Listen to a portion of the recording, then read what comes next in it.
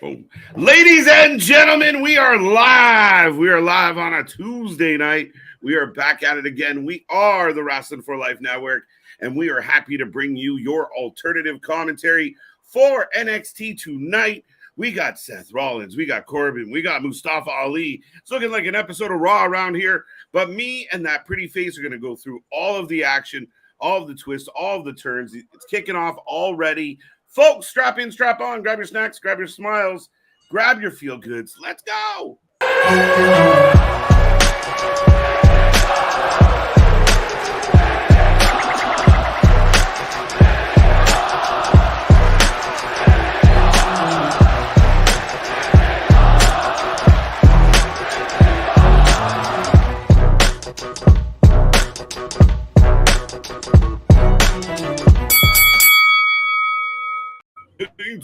We are live. We are live. Like I said, folks, we are the Wrasslin for Life Network.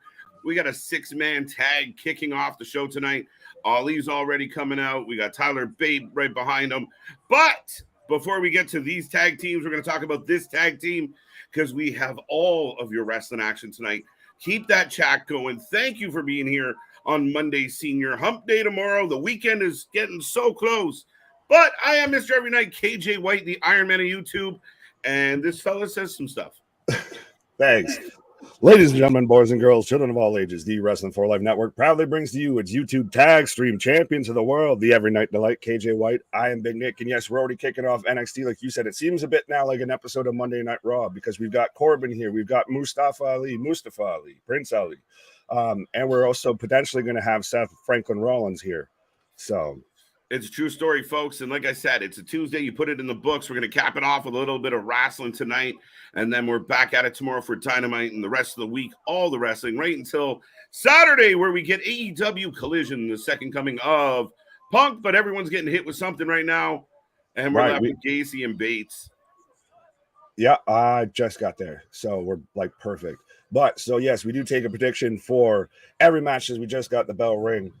So we have a 6-man tag going off. We've got the Dyad, the Schism, Joe Gacy, and the Funky Bunch with Ava at ringside versus Tyler Bate, Mustafa Ali, and Wesley. Yeah, an interesting 6-man, but I still feel like there's going to be dissension here. If this leads to a triple threat between Bate, Wesley, and Mustafa at some point, I'm all for it. Oh, absolutely. I think it's been a needed refresher for Mustafa Ali to go down NXT. If that's probably why I picked him at Saudi. I thought he was going to be done, but I never thought of him going to NXT. Not done. But he looks good. He's getting a chance to shine here, Nick. Well, and supposedly a lot of people backstage at NXT, once they heard about him coming down there, they instantly wanted to actually work with him because he's perfect for this style, perfect for this brand, perfect for a lot of the guys on the roster.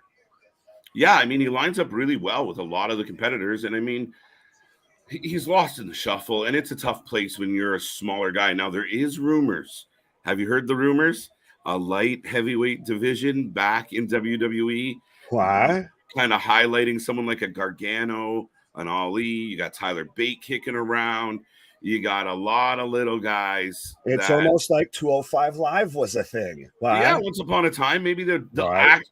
Maybe the third time's the charm, because I'll call this the official third attempt if they do it. Fair enough. I hadn't actually really heard that rumor, but it's a very valid point and it's always been entertaining when they've done that. And honestly, a lot of companies initially stemmed away from that. So for them it's always been weird. They've had a love-hate relationship with pushing that division, but when half your roster fits that division, and I actually top guys as top guys. Yeah. Like I actually thought that Triple H gives me hope that he can just do it right. And I mean, it's really simple. You let him go, just go nuts, do your thing, fly.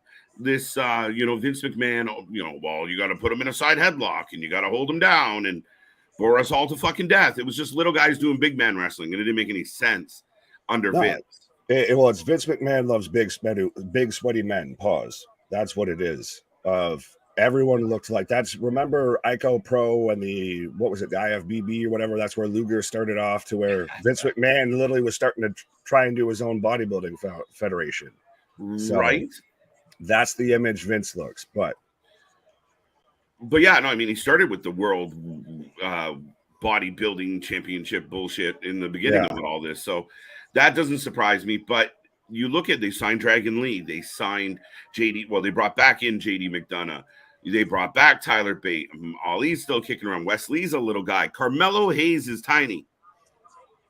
Yeah, well, he's credible as a smaller guy. As we right now have the dyad go, Wesley's getting pinned for a 1 count and then picks up the shoulder. With all that being said, I mean, the chat is waking up. Well, and I was going to. Let me tell you something first, brother. I was going to say, you have to sound like the quote that I've heard recently. No, caught myself. That Hogan, I guess, has put out there about today's current wrestlers. Most of them look like they should be bagging his groceries. So it's very much a older mindset. I feel that smaller guys can't go in professional wrestling. No, but I mean, I think for me, and I mean, I think back to when I was a kid and the first time I saw like a wrestler in person, and it was like this gigantic, like it's Big John fucking Studd. Or was it because you were like 6 years old though too? But they're gigantic men at the end of the day, right? Like they're different, right? Even like the guys like The Rock, and they're just such a different stature of a human being. But you know, you go to a wrestling signing and I go to put my arm around Darby and I got a duck to get in the picture with them. No offense, but it is a different dynamic. It is, but it's interesting. I'm the one with big in my name out here, just standing up for the little guys. I feel right. But back to what we were talking about. You were trying to go through some little roll call in the chat here. Mm-hmm. Oh yeah, go ahead. Oh, okay. Bobby, what up? You like doing it. Thanks. The WBF World Bodybuilding Federation, what a concept. Oh, God. Don't say that too loud. Vince will get a stiffy. His mustache will twirl on the end. Larry, what up? Gilly, what up? What up, KJ Big Nick? Wrestling for Life in that chat. Steve G, what up? Dale, Chris, everybody. Too many of y'all got the same names now, though, because we got Larry and then we got another Larry here. We got Larry here. We got Bonkers. We got David. We got Steve. We got Alexis. Larry. All right, we got Richard, we got J-Boy, we got anybody and everybody here. Let's go. Wesley reaching for the tag, and he gets it. I don't think you do. Sorry, I was reading the comment. You gotta love it. Isn't it ironic? Right. No, Alanis, it's not. Kayla, what up? What's up, Kayla? Bring back Lucha Underground. No, we don't need that anymore. Man, I love Lucha Underground, bro. I was the one person who never could get into it. I loved it. I was like, fuck it. I mean, I think because it was up front of like, this is going to be bullshit. You're like, I'm here. Like, it's a show. It's no different than watching some other bullshit. It was like fucking wrestling meets Buffy the Vampire Slayer. It's fucked up. It was a telenovela. yeah, right. It really was. Yeah. I think by the later seasons, they started getting all, like most shows, they lose the plot. And they went Impact Wrestling and everybody got buried or killed off in some form or fashion. But the first two, maybe 3 seasons, easy, man. I fucking avidly watched those. I was thrilled. And again, I think it's because I let my mind go enjoy it. But there was some really good wrestling down there. Well, speaking of Lucha, we just had all 3 men go flying over the top here. And I don't even think we've really gone through predictions or given ours yet as we go to commercial here. With baby faces, I think. Yeah, Team Babyface. Schism doesn't I'll take the dyad just to be different. I'll take Schism. You're going Schism, eh? Yeah, I'm schisming everywhere. Pause. You heard it for here first, folks. Right. You don't want to hear it. Oh, shit. Can you confirm this? I just caught this. I didn't actually read the article. I just saw a picture of Lio Rush, and I was like, that's weird. And there you go. There's the answer. Dell, an OG fact checker for us. Okay. So, good for Lio. I mean, the problem with Lio is consistency, right? He's a young man, been very inconsistent in his career. True. But now I'm just already fantasy booking all the matchups that we can have. We can have Lio Rush versus Trey Miguel. We can have Lio Rush versus Chris Sabin. We can have Lio Rush versus new Impact World Champion, by the way, Alex Shelley. Yeah. Which that's stylistically, speaking of littler guys going at it, those are 2 smaller than average guys that could be competing for a world title. It'd be a hell of a match. Yeah, I do. Like, I mean, at the end of the day, it's really curious to see how it plays out. And I mean, especially when you talk about, a smaller guy that kind of finds a way to get over. We'll see. We'll see. There's been some times where he hasn't endeared himself to me too much. Right. Fair enough. Fair enough. Hassan, well, he has been a bit of a controversial figure in the way of more of 1 foot in, 1 foot out. It kind of always seems. You never know from week to week whether he's actually still wrestling or not. Yeah, I think that's one of the biggest dilemmas. If he doesn't like something, or if he's just not in the mood, does he stop showing up? I mean, that's been a question. But I'll tell you what, this chat never stopped showing up because we still got more names popping up. We got Bobby, we got Hassan, we got Steve again, we got Kevin. What up? But speaking of new things popping up and everything, did you want to talk about the video that we put out before NXT? Yeah, actually, we just premiered live the second episode of the shit the IWC says with Luna Havoc, where she kind of goes through some of the buzz on Twitter or Instagram that she sees and picks up along her way. This week's episode is geared towards Charlotte Flair. And it made me laugh when she goes, "These are my views and not the views of the channel." Not like Cody Rhodes. So it made me laugh, but she did bring up a good point of like, Charlotte Flair is a very polarizing figure.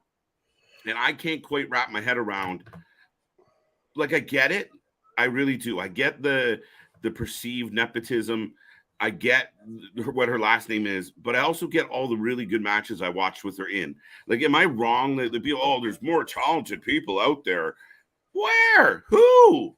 Talent-wise, no. She is one of the best professional wrestlers, and I don't need to say female professional wrestlers. I say professional wrestlers doing it currently. Her match versus Rhea was arguably the match of WrestleMania weekend.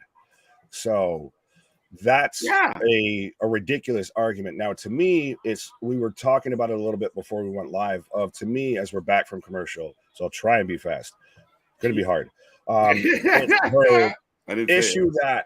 It's issue with her storyline and creatively wise of that she only shows up. It's championship or bust. She's only there now, especially she's gone from just kind of just disappearing to legit taking time off if she's not challenging for a title. Yeah. It's either she shows up and she's in the title picture or she's at home. Yeah. Which, I mean, I get it. And I know people are like, she should go to the back line. Now, we don't really even know. Like, yes, she came out, she's bugging Asuka, but I feel like this leads to her and Belair at the end of the day, not Asuka. I think the champion walks away from both of them right now, and they're going to spend a little bit of time with some heat against each other. And if she helps build a new, Bianca, like a lot of people out there who go, "Oh, Sasha's the best in the world. Sasha Banks, Monet, she's the shit." Half the reason you think that is because of matches she had with Charlotte Flair. Well, it speaks to, as we just got Tyler Bate with a huge suplex there. Huge, but I think it stems, though, too, of you put her, speaking of another four horsewomen, Sasha Banks, Becky Lynch, Bayley, they've all had creative stories that have gone on outside of the title picture. Charlotte doesn't have that, and that's what leads, I think, to, you said, because she's on that level of like a Brock Lesnar or Roman Reigns of shows up for the championship, and that's about it. But that's where that heat gets to. Yeah. She's the only female, though, that does that. Brock does that. Everybody calls Brock a part-time performer, all of that. He gets some heat for it. Same thing with Roman. Charlotte's the only female that's on that type of schedule. Yeah. And again, what would you have her do? Come back and fight Natalya or fucking Aaliyah? Like, what would you like her to do? Like, who would you like to have in her place? Like, and I get it. There's wrestlers out there. Wow. Sorry, guys. Don't worry. Everybody just rolling through. Wesley hits move now and just eats a super kick. Neck breaker. But you could have her. You swap as Ali takes out. But yeah, you could have her swap her in the place of Trish Stratus right now and tell me that's still not a good feud. That's not a great story. Well, I have no problem with that. And I think, but they don't do it though. That's the thing.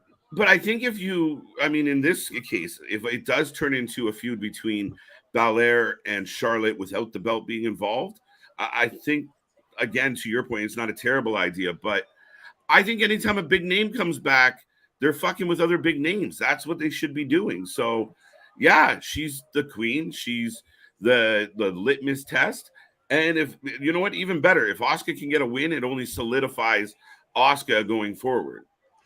That is true, and that does come a bit with the cachet that Charlotte pretty much carries with her. But Wesley just going clear over the top turnbuckle outside onto everybody. Oh man, I grew up on wrestling. Haven't watched since WWE changed to WWF. There's a correction down here. My bad. We went the other way. Yes, it's been a minute though. Hey, so if Bad Buddy can get away with it on jackets, we're good. AB, what's up? How you doing? No, Stacy is long retired and actually a Hall of Famer. Yeah, we're not making that up. Trust me. I know you've probably been away for a hot minute. We're not lying. That no cap. She is a Hall of Famer somehow, some way here. Wait, what the? When has that ever happened in professional wrestling in recent memory? Another ref just randomly slid out. Yeah, what the hell? The pinfall count to prove to interrupt that he's not the legal man. The cheeky punch. Yeah, that's a new one. But the action in this match is outstanding. Somewhere Jim Cornette is so conflicted because a ref came in to actually, keep track of the rules, but we've just got nothing but flips and over the top moves, and they're all little guys, so he's conflicted. Oh, Bates legal. Bates legal. If we were wondering. 1, 2, 3. Tyler Bate picks up the win, pinning Joe Gacy, and Team Babyface picks up the win, and that's interesting. I don't recall seeing that in the last 2 years. No, it's been a while since that played out in that way, Nick. She's got legs. I love it. 1-0 says Dale on his predictions. A lot of us should be 1-0 on this one, I think. I'm not. I'm 0-1. Yeah, you did go against me, didn't you? I blew my schism. Pause. Okay, Charlotte's awful. She lives on her father's fame. She's robotic, and the crowd is never behind her. I heard it on Friday. I kind of disagree with that. All three of those I strongly disagree with. Sorry. It seems like every time Asuka gets the title, Charlotte returns to take it from her. Yeah. But see, sorry, go ahead.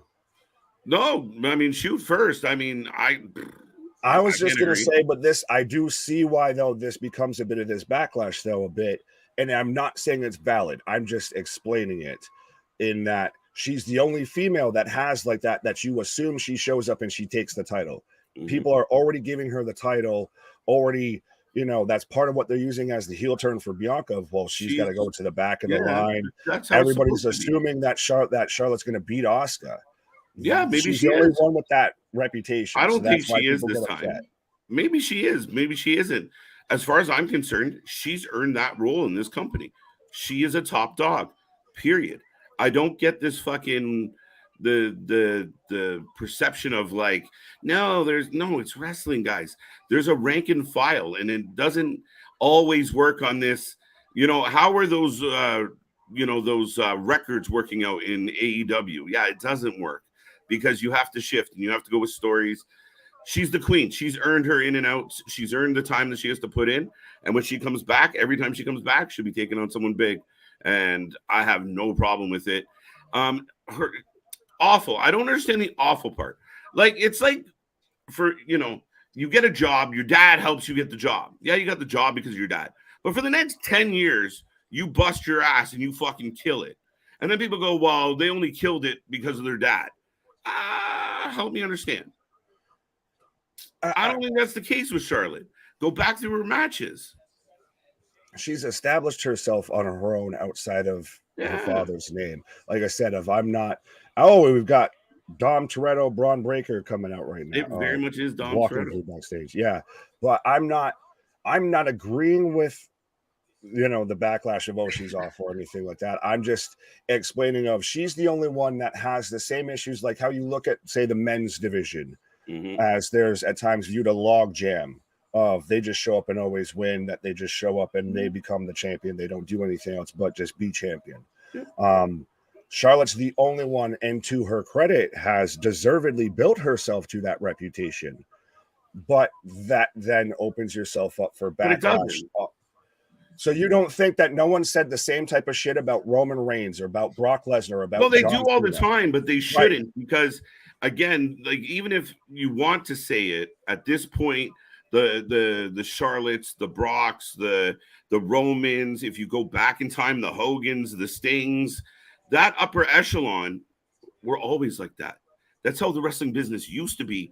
The more popular they were, the less you got them, because it was an event to see the big times. They used their TV show to build up to the live events. That's what this is if you know, back in the day, of a Harley Race or a fucking pick a big name walks into your territory, they're not walking in to take on the first or second match. They're coming for the main event. And that's how this is with her.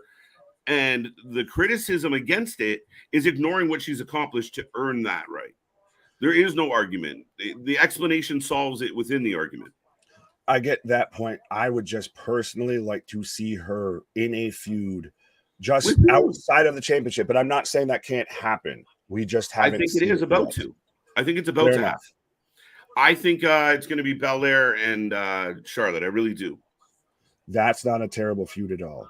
Because, like I said earlier, well, I might have said it off screen or on screen, but if you took Trish Stratus and swapped her right now with Charlotte Flair, that's a fantastic story, and it goes back to them, you know, two of the four horsewomen having at it, whatever, and the tale as old as time, and they don't need the title because it's sell it on the names alone. Mm-hmm. Yeah, I mean, and I'm okay with that, like that upper echelon, right? Like that to me makes sense. Even Belair makes sense to me. I think we're gonna see they're really trying to play Charlotte as a baby face, which I hate. But I think they're gonna try and utilize this to make Bianca a huge heel. Fair enough.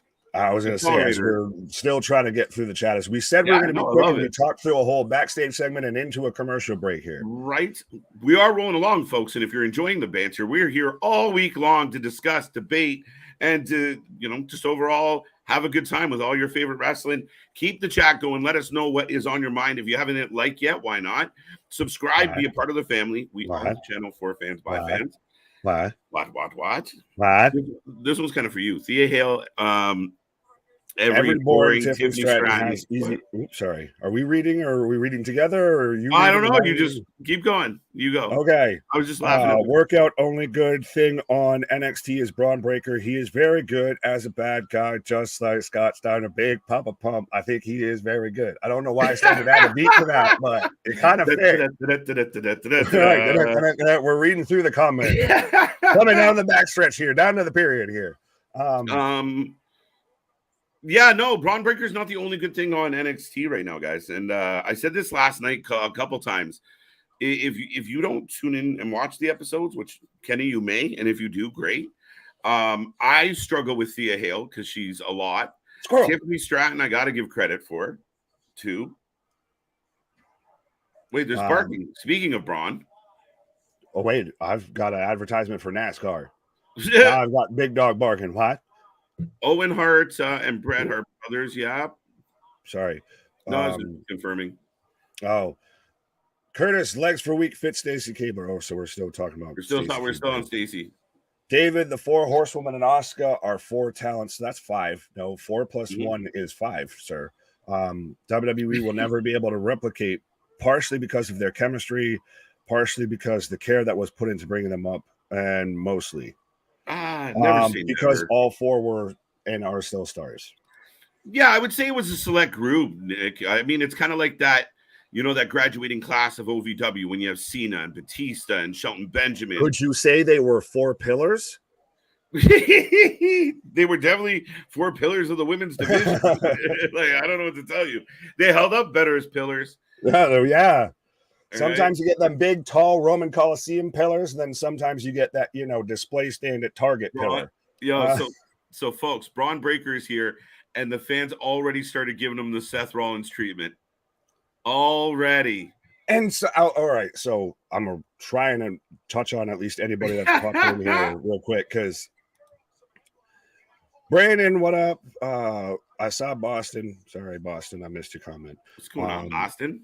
Everybody's still coming. Everybody. We do try and get to them. We'll get to them. And this is a perfect opportunity to point out, if you want to make sure your comment stays down and gets read and everything, we got the super chats, we got the super stickers. Make sure you stand out. Make sure we get to your comment, all of that. Otherwise, have fun talking amongst yourselves. We'll try and get as many comments as we can. Sometimes it gets busy. Sorry, I don't want to talk over Braun, but do you find it interesting? People that were really upset that the crowd took over Finn Balor's promo on Monday Night Raw because of cheering for Seth. I'm sorry, the babyface was so over that your promo dwarfed, and you, Prince Devateur, could not try and at least hold water. I fucking give up. It's what I keep saying on these streams, man. Stop hate watching wrestling. We are the only fans that watch our favorite shows angry. Like, people don't tune into the fucking Big Bang scowling. I mean, want to be pissed off. Yeah, like, I can't wait to fucking talk about these nerds and with this fucking bullshit. Like, why are you hate watching? Oh, yeah. And I got the Ilya running out right now. Getting held back by all security. That's how you know he's just a little feller, though. But Ilya trying to fight everybody. He has a match tonight with Corbin. Doesn't like Braun Breaker. But yeah, the IWC is just, again, everything. You can't win. If they're not cheering for Seth, oh, he's not over. Why does he got the belt? It's a Vince guy. Then they're all fucking cheering incessantly to the point, hey, speak of the devil. Seth frickin' Rollins.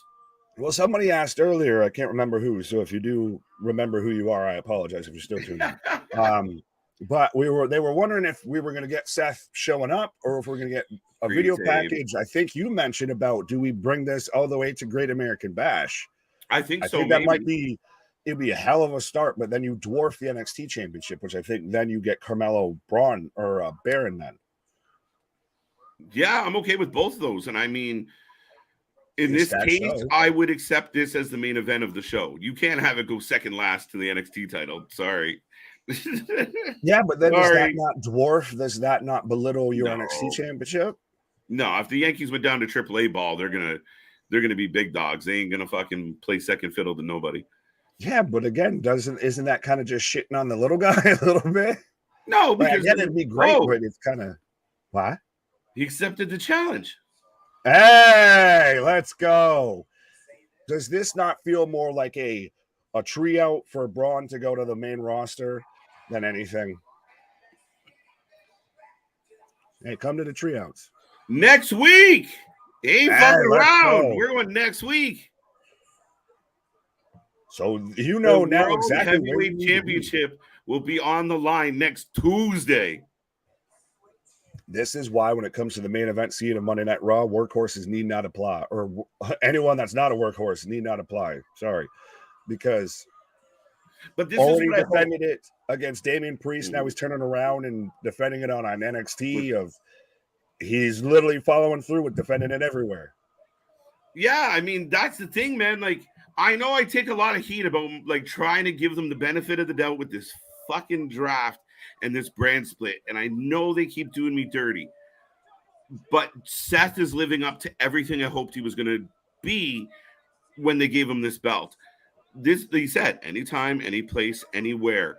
I'm excited for the opportunities here, man. For badness, I'd send him to New Japan for a show. Oh, God. We break the hinges off the forbidden door. This has done what we talked about of its added credibility to this title pretty quickly, I feel. Yeah, that's the hope, right? Because the other belt we're not seeing on TV every week. We got to get Roman Reigns returns every second week, third week to remind us that he's coming back because it's a big deal, which it is. But at the end of the day, man, Seth, keep in mind, so he will defend his title Monday and Tuesday next week, if I'm correct. Does he have a match? No, I lied. They changed that. So he's going to fight Finn at Money in the Bank. So he accepted that. But I think he was doing an open challenge next week.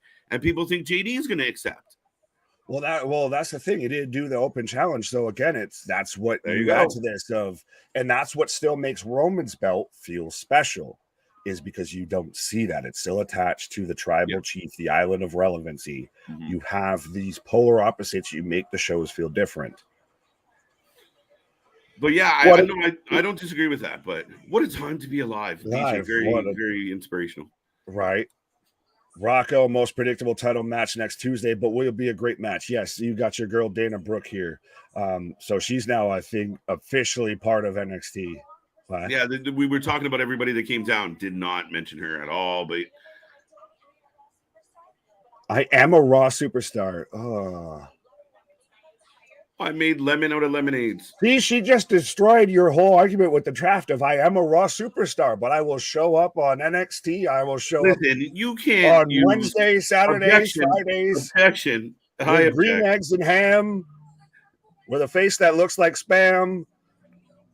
Cara's tall, than I thought, or Dana's shorter than I thought. Easy, Toretto. Well, that's Braun driving off. He's got Seth Rollins. He's like, I'm gonna find that son bitch. He had to drive off the anger there. Right. That's how you get Braun to Raw. Raw.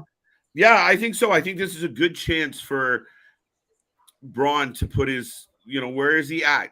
Where can he stand?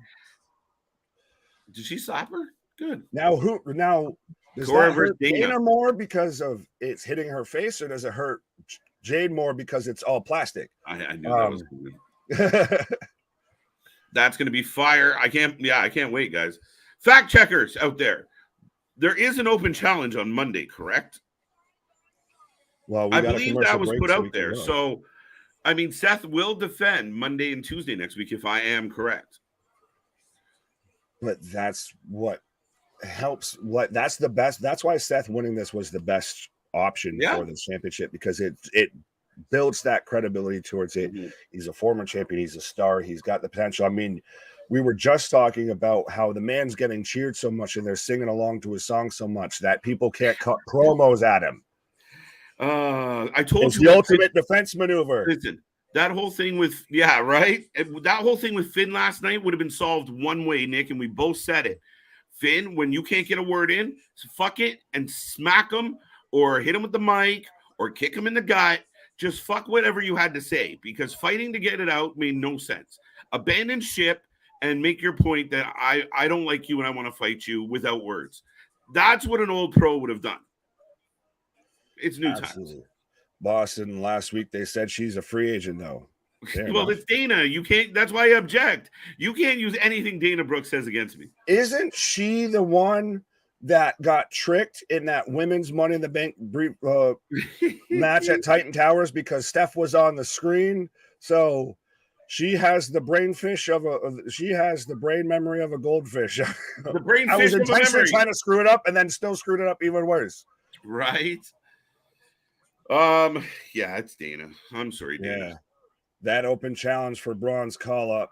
No, the open challenge is going to be different. That's going to be interesting though too, because not only are we going to see multiple matches of him, it's going to be multiple challengers, and it's who performs, who really has a great match with Seth, who's kind of maybe needs some work, all of that. And what I like is the intrigue that's coming with these title matches of like little things are happening on the show that are compelling because of Seth. So, Damian wants to win the Money in the Bank. Damian lost to Seth already. Now Finn jumps ahead and says, I'm going to fight you at Money in the Bank.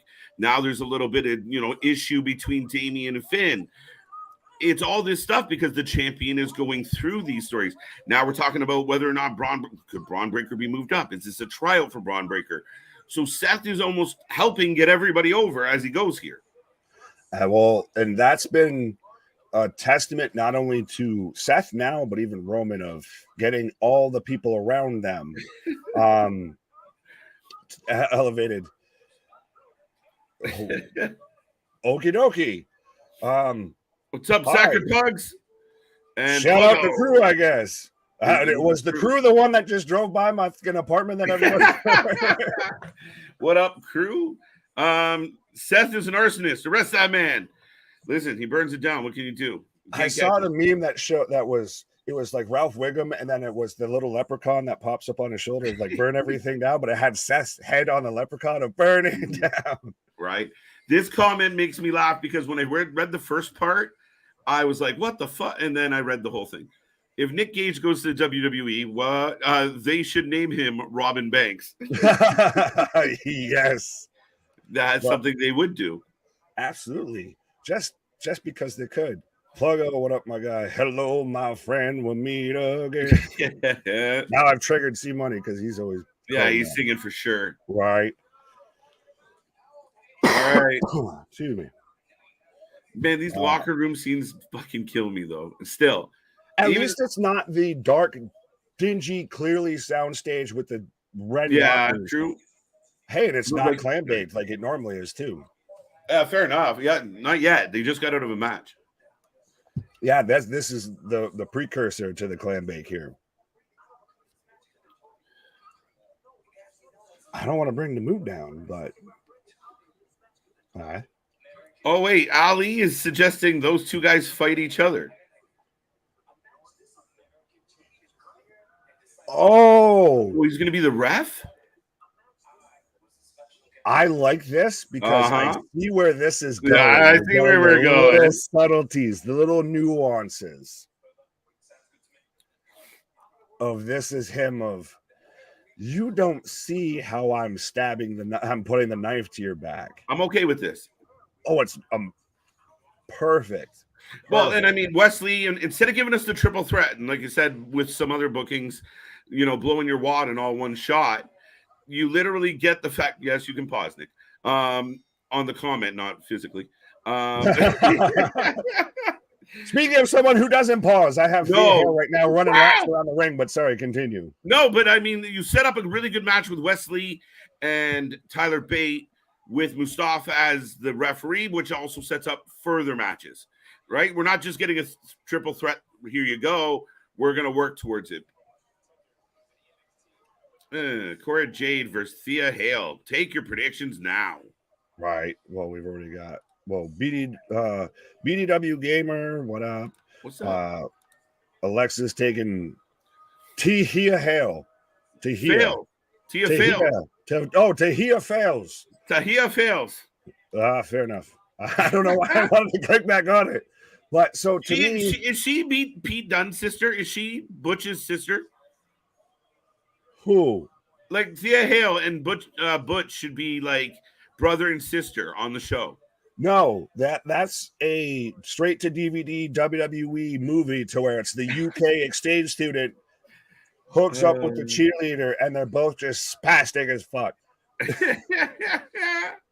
But is this not, and I hate to take away from this, a compelling dramatic match between Thea Hale and Cora Jade, but is a lot of the cinematic-y, the kind of more, not exactly cinematic-y, but the scenes backstage that we get in locker rooms now and everything, a little bit of the Roman Reigns effect, because I feel like he kind of, the bloodline started that and it's now become the best cinema in professional wrestling. Yeah, and now everyone seems to try and keep trying to catch lightning in a bottle, and it's not always working. Yeah, I don't love it. And again, I mean, if you think back to the NXT of old, there wasn't a lot of this, right? Somebody might storm in the room and yell at Regal about something, but it was a very like argument style promo or backstage. You didn't really fuck around a lot with these, like. But it was a super indie at that point. The in-ring outweighed the backstage. Now we've got this to where, I mean, Cora Jade, I'll give you, she looks great for any sort of, dude that's into like Skater Chicks or Hot Topic or anything like that. But Thea Hale rolling around. Oh, up next, though, so we're getting a Heritage Cup match of Noam Dar versus Nathan Frazier. But we've got Dana Brooke floating down the ringside here.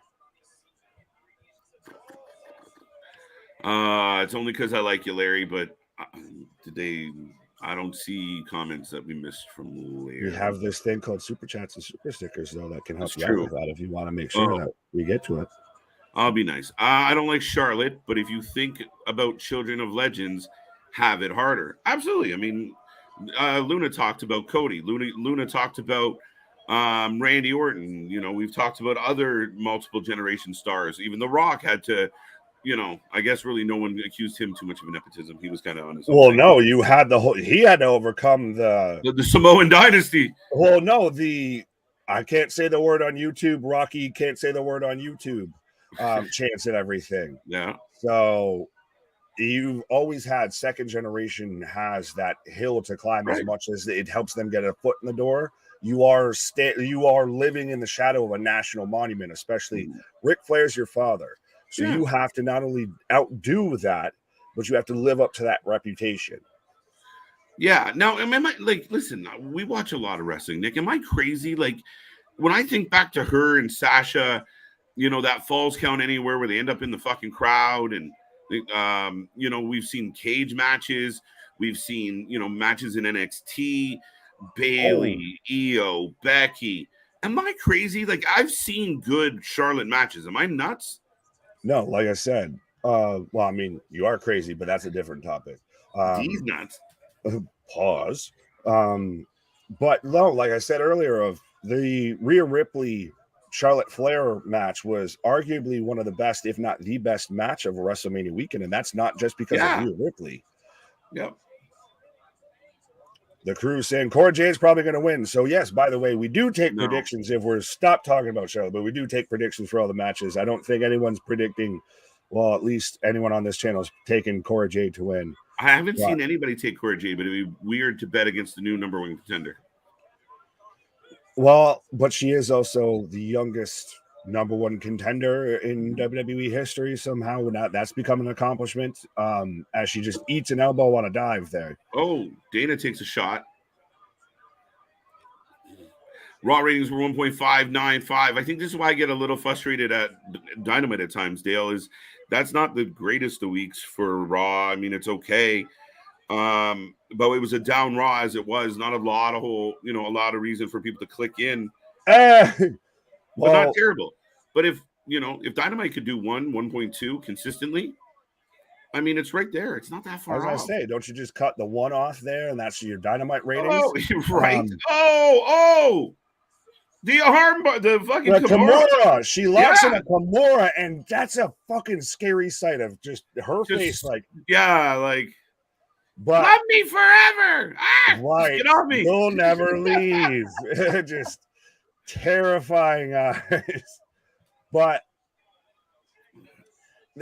it's so interesting that tonight, I guess, NXT refs are on top of their shit because Cora Jade was out there going to, strike me down now with the kendo stick.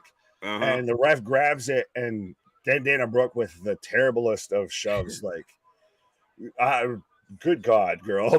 But anyways. Right. And that's what sets up the Kimura lock. Where's Andre Chase? Well, I think he's MIA he's been MIA. One of the backstage segments that we were talking over, as we tend to. Is that where Duke Hudson there was leaving voicemails for Andre Chase, like trying to still get him to come back, like trying to, we all believe in you, pal. We all miss you. I'm getting a video package for the Heritage Cup right now. Nation of Domination. Yeah, that was huge for The Rock. Yeah, remember Rocky Maivia? That was fun shit. Yeah, with the pineapple head and everything. And then I still even remember when he joined Nation of Domination, you had that tension to where Farouk initially was the leader, and then Dwayne outshined him. Oh, absolutely. And the way they did it, I mean, again, listen, I know I sound like old guy on porch, but that shit is like, that's good. You didn't just like, oh, they're mad at each other, they're gonna fight. Like, it was built up over time, and like Rock making faces at the camera, and the whole thing with like, everybody gets a Rolex. Farouk, you get a picture of me. It was so good. That's an underrated, honest to God, that's an underrated faction when it comes to Michael, the man who's been commenting on the video, all the videos. Now you're out here in front of while we're live here. Shout out, my guy. Appreciate you. But that's an underrated faction that I feel gets forgotten here. And when you look at the DXs, the NWOs, the Nation of Domination is honestly underrated, I feel. No, You they had were Mark good. Henry, D'Lo Brown, Farouk, Rocky Maivia. Mm-hmm. It led to D'Lo building himself up as the European champion. We got the world's strongest man, Mark Henry, out of that. So that chest protector, the world's strongest man, like you said. D'Lo Brown was one of my favorite people to play with, especially on No Mercy. Right. The frog splash, the sky high. The man's moveset was impeccable.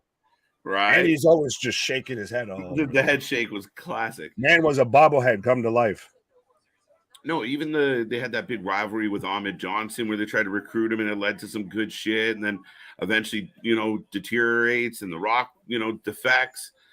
It was good you don't shit, get man. your good DX moments without them poking at Nation of Domination, because the Nation of Domination was there before DX was there. And yeah, I mean, I don't even know if I can mention it at this point in life, but no, we're not. We're going to mention something that we also probably shouldn't mention: sexual chocolate. Mike Henry. Oh man, Jason out here throwing out wild accusations. Breaking news: no Hamdar is injured. Well, he is on crutches, Nick. He is on crutches. Well, I will give that to Jason. Fair enough. You can have that. You can have that. But best YouTube channel I'm subscribed is Wrasslin for Life Network. There we go. Thank you. Appreciate it. Thank you. You're far too kind. Now tell everybody else, my guy. Yeah, go tell your friends. We kick ass. D'Lo Brown is underrated for sure. The entire European Championship division is that's if we're talking about all the new belts and everything. We're talking about bringing back this belt. We had this belt. We're going through belt nostalgia here. Yeah. The European belt is something that, oddly enough, is near and dear to my heart. Okay. Whether it be Al Snow with literally doing all of his gimmicks of being from, Singapore, Japan here, to being from, Paris, France, all of that, to D'Lo Brown, to that, he was, to me, when I see that belt, I think D'Lo. Yeah, I mean, I'm just trying to think off the top of my head. Does anyone just fly to Bulldog? Bulldog's a good one, but yeah, D'Lo had such a good run with it. Yeah, I like those. I think Bulldog, him are pretty good bets. Right. Hit that like, why? Hit that subscribe, why? And then PDW instantly. This is why I like the call and response. If I got you covered, let me text my friends real quick. Absolutely. Be a friend, tell a friend. Right, absolutely. Speaking of be a friend, tell a friend, you're good to, Yeah, folks, we are on a commercial do a thing break with your friend. Why? Yeah, I'm gonna deal with that. Right. You take a pause for the cause, as I've got a commercial break going on right now. The crew, I wasn't alive during the Nation of Domination, but when I go onto Peacock, pause. I still feel like I need to say pause after every time I say that, and watch some old Attitude Era. They are one of my favorites. Absolutely, that's the thing. Is like I said, there's so many interesting parts that just kind of I feel get slept on with that because they are used as a launching point. Like I said, you have one of your most memorable DX segments, for good or for bad, off the back of where the Nation of Domination was already at. And you can't talk about even The Rock's career and the buildup of a guy like that without that being a spotlight. Where was it? I'm eating here. Let's not mention the hand. Fair enough. And yes, C Money point out only 20 more subscribers to 2K. Absolutely, 100%. We're barely over a year old. Yeah, so we're getting a tweet pulled up of Shawn Michaels announcing that the winner of tonight's Baron Corbin, Ilya Dragunov faces Carmelo Hayes for the NXT title main event in 2 weeks. So next week, we're getting Braun Breaker versus Seth Rollins. The winner of Baron Corbin versus Ilya Dragunov, a.k.a. Baron Corbin, faces Carmelo Hayes for the NXT championship in 2 weeks. So NXT really starting to solidify itself again as a top show, a gotta tune into a great little breather of it's some really good wrestling, and it's not superstar heavy, it's not storyline super heavy a bit. It's a little fun 2 hours to watch some good wrestling. It's getting back to how it was with the black and gold era, except now it's white and gold. Yes, we are only 20 subscribers away. We're just barely over a year old. I think just barely hit or just hit 1K subscribers pretty much at the year mark. So 100% it is nothing but amazing to see, and very much appreciate anybody that tunes in. Been here for 5 minutes, been here for 5 hours, all of that. Yes, it is fake injury. Sorry, I'm rambling. But anybody that spends any time here, anybody that's still joining the family, anybody that's been along for the journey of still to be damn near knocking at the door of 2K subscribers, as we're only halfway through, I'd say, year 2. That it's just nothing but big things popping, little things stopping up. The 7th season never sleeps around here. But let me try and get back through some of these here. So we've got a Heritage Cup championship match right now between it's Ora Mensa. Ora Mensa is standing in for Noam Dar, which I think might have been Larry who pointed out. I can't remember who it was that KJ pulled up there in the background. That it's going to end up being a fake injury. I feel like this is going to lay into it to where Noam Dar ends up, hitting him with the crutch, and that's what seals the retention here. But we've got about 2 minutes and 26 seconds right now in round 1 of this. If this is very much of NXT's version of the Ring of Honor Pure Championship, for those who don't know. Can you get this one? Part 2, they have more to prove, first to themselves, then parents, then the roster. Fair enough. I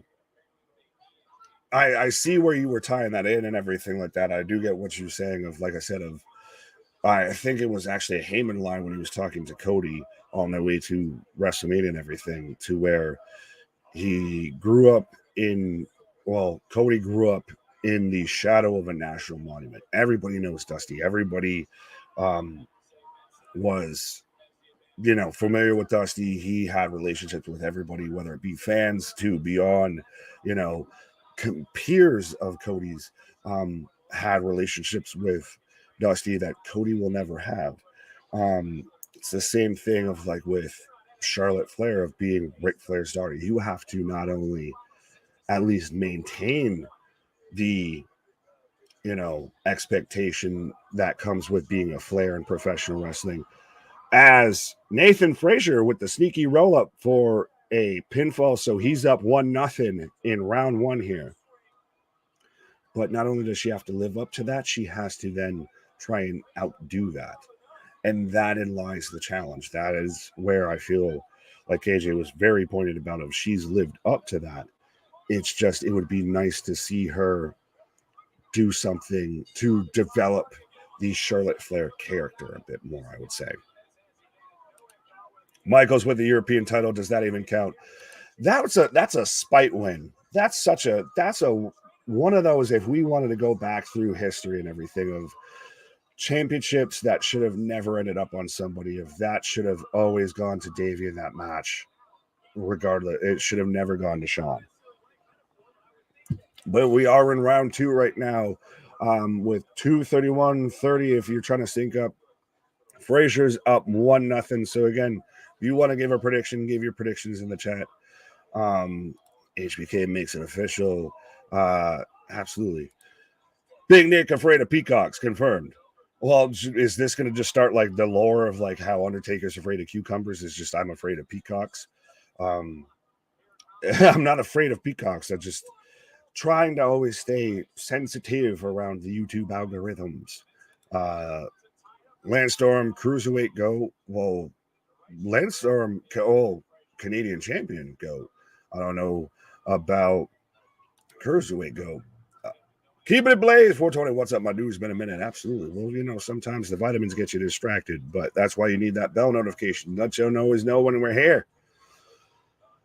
A few of my friends said they are saying you're coming. You're welcome, Nick. Well, thank you. Fake injury. There we go. It was Bobby. So, all right. My apologies. Oh, I'm way behind. Thank you, Nick. I greatly appreciate your thoughts on it. Well, I greatly appreciate you, Liv, and I appreciate everybody.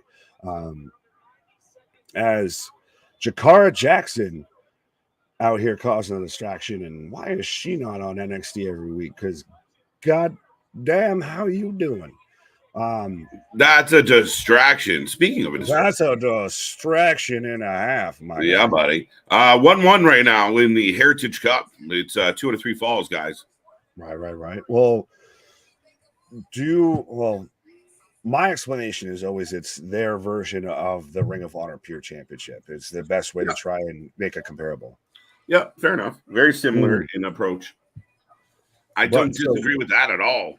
Do you think that because I think when you were on your pause there, you pulled up the comment about it being a fake injury. Do we get Noam Dar that, hits the fake crutch shot at the end, and that's what, seals the deal here? Yeah, I completely feel that could be a possibility. Aaron's onto something here too. Roll up the most devastating move in wrestling history. Yes. You might see one.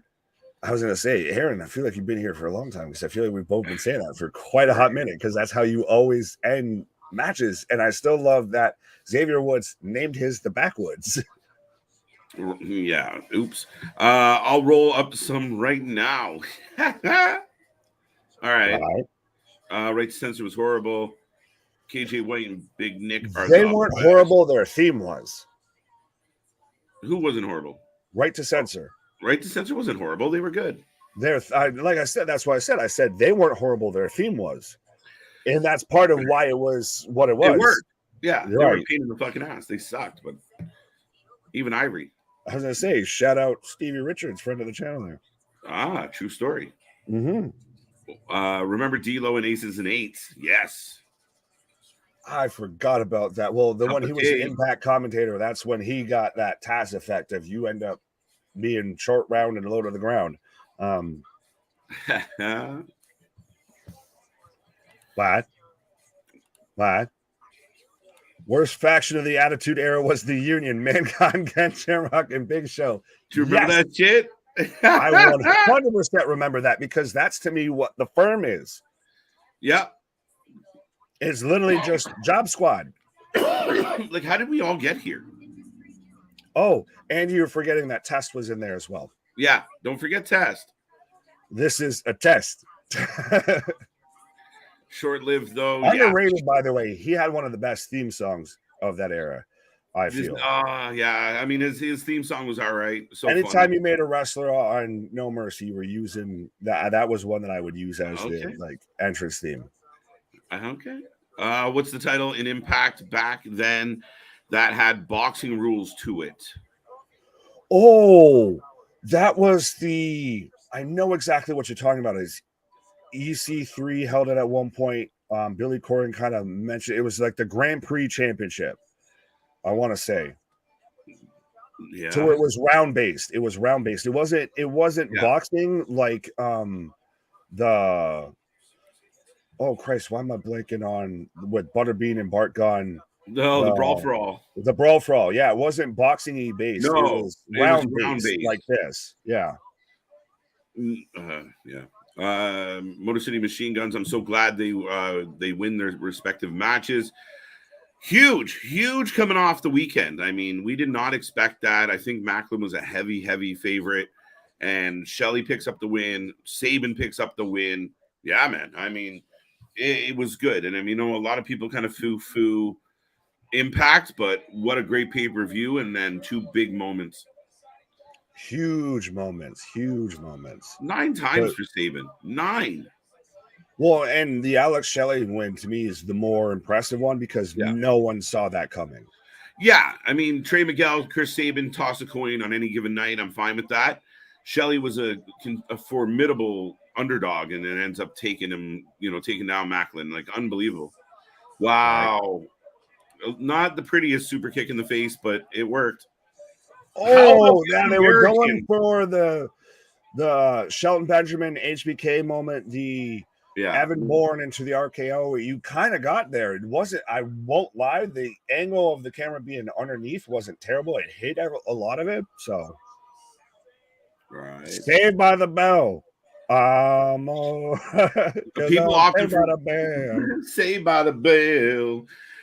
D'Lo was a part of the Gangsters. Yes, I mean he has a history with Jim Cornette. Yeah, buddy.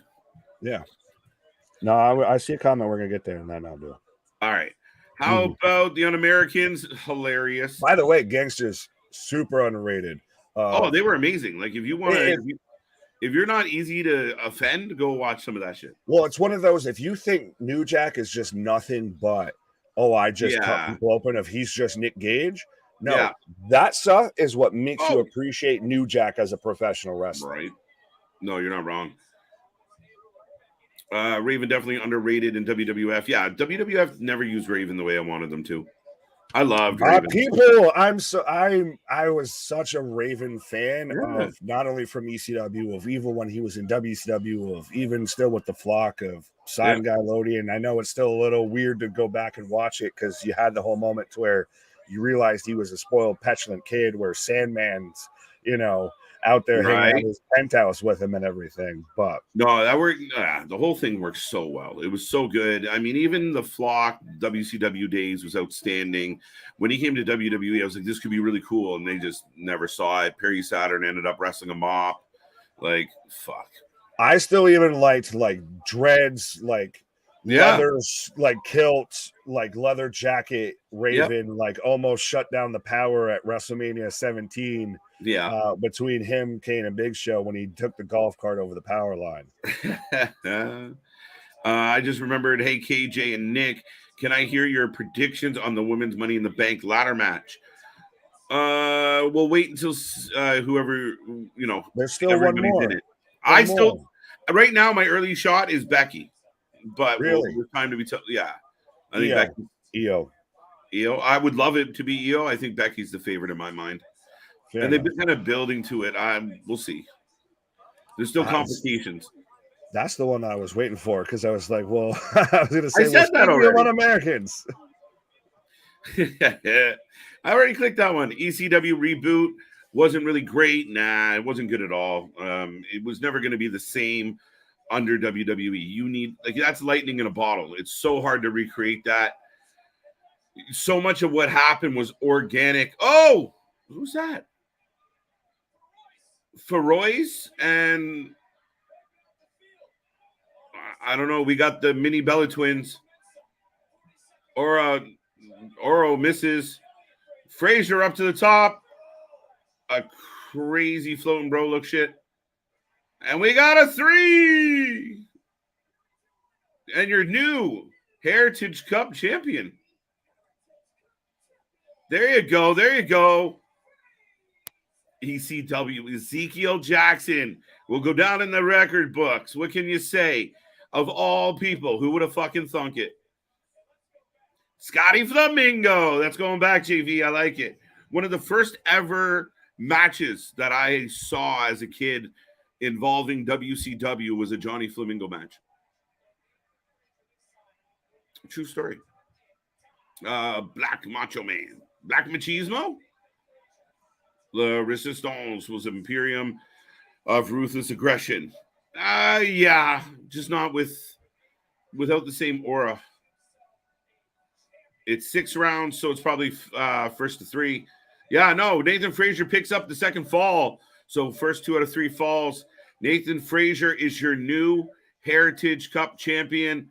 The mini Bella sisters came out to help. It's Farouz and somebody. You got to bear with me on that one. I have no idea. I'm a huge Raven fan. Good show. Now we're going back to Battleground, folks. New Heritage Cup champion is crowned. Bobby Big Wheels, you are right. What's up, Jake? How you doing? Folks, make sure you go check out Jake over at the Discord. We're trying to get that a little more lively. Ministry of Darkness, was it under or overrated? Shit. Rocco. I think it's underrated. I think because of all the bullshit around it, it was such a chaotic time, and it was so over the top. But I think it's a little underrated on the sense of it was really entertaining, and we still kind of talk about it. We still run quotes off it. Yeah, I mean that's a real tough one, but I think slightly overshadowed by the tomfoolery and Vince McMahon and Stephanie and all the bullshit. But it was actually half decent. Oh, Jane. What? Who is this? What is happening? Electra Lopez has a partner? Yes, kind of, sort of. Alexis, we joke about it all the time. Raven's, not quite what he used to be, but yeah, he is there. Aaron giving congrats to Nathan Frazier. 3-0. Understandable. I like it. Dabba-Kato coming to the ring, folks. And now I will remind everybody we are back tomorrow for a stack. That's right, a stack Dynamite. I would argue that parts of this Dynamite actually look more intriguing than what we got Double or Nothing. So I'm excited for tomorrow's Dynamite. I'm really looking forward to what Tony has for us. Some people have talked a lot about ticket sales, and we talked about collision ticket sales and all this, and we can get into all that tomorrow. We'll dive into some of the issues. I've heard other podcasters talk about some of the issues involving AEW and collision, and of course the trolls come out quickly. Oh, well, Punk's not making tickets better. But we will talk about all that fun stuff tomorrow. Make sure you make sure you subscribe, click that little bell. You never know when we're going to pop up. We're here all week long. We got Luna making the content. And things are on the fly, folks. So keep it coming. We greatly appreciate all the love. But we are in another commercial break. I'll quickly touch on 3-0 for Gamer. Bobby's got 3-0 as well. 3-0 for Larry. What if TK gets Raven and Sandman just to walk through AEW backstage? I don't know. I would argue that a big chunk of their fan base don't really know who Raven and Sandman are. I mean, some would, but that younger demographic would be like, who are they? And especially at the condition they're both in at this point in life. I don't know. Kato for the win. Kato for the win. Yeah, no. Who's this? I don't know who that was.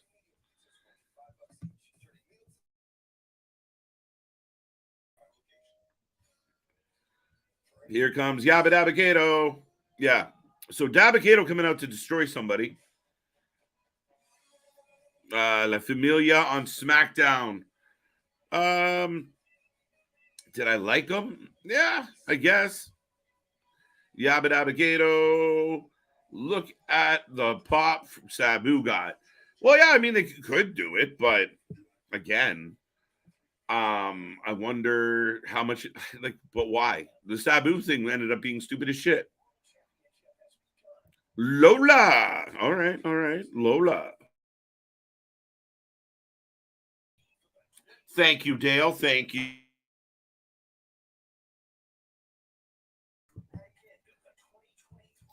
Is Sandman Stone Cold's brother? Said younger audience, right?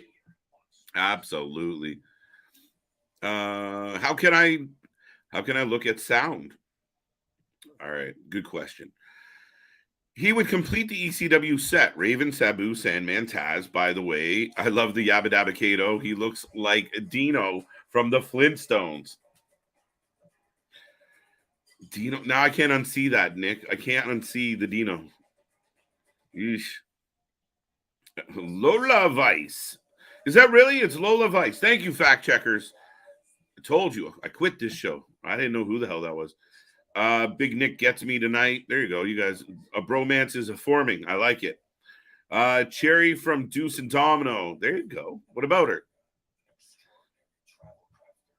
Deuce and Domino were underrated, and so were the La Resistance. La Resistance was all right. Meh. And yeah, I don't think Deuce and Domino were underrated. I don't think they were that good. They're like fucking Coke and Diet Coke 2.0 on AEW. They were just, the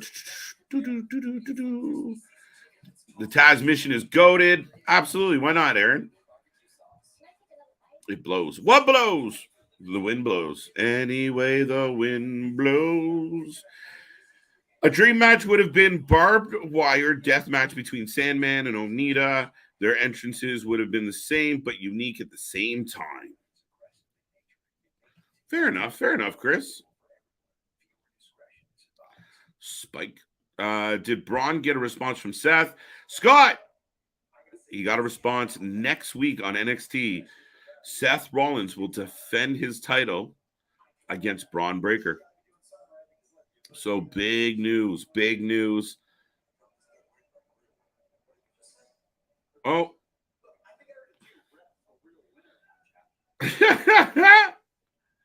Dijak popping off at Wagner in his eyebrows. I don't like this Mark Stone, Von Wagner thing. It's rough. It's rough. Money, you said it's not me. All right, y'all. Pitbull's very underrated. Underrated? I don't know. I think there might be accurately rated. Just kind of on point. I don't know. That one's a tough one.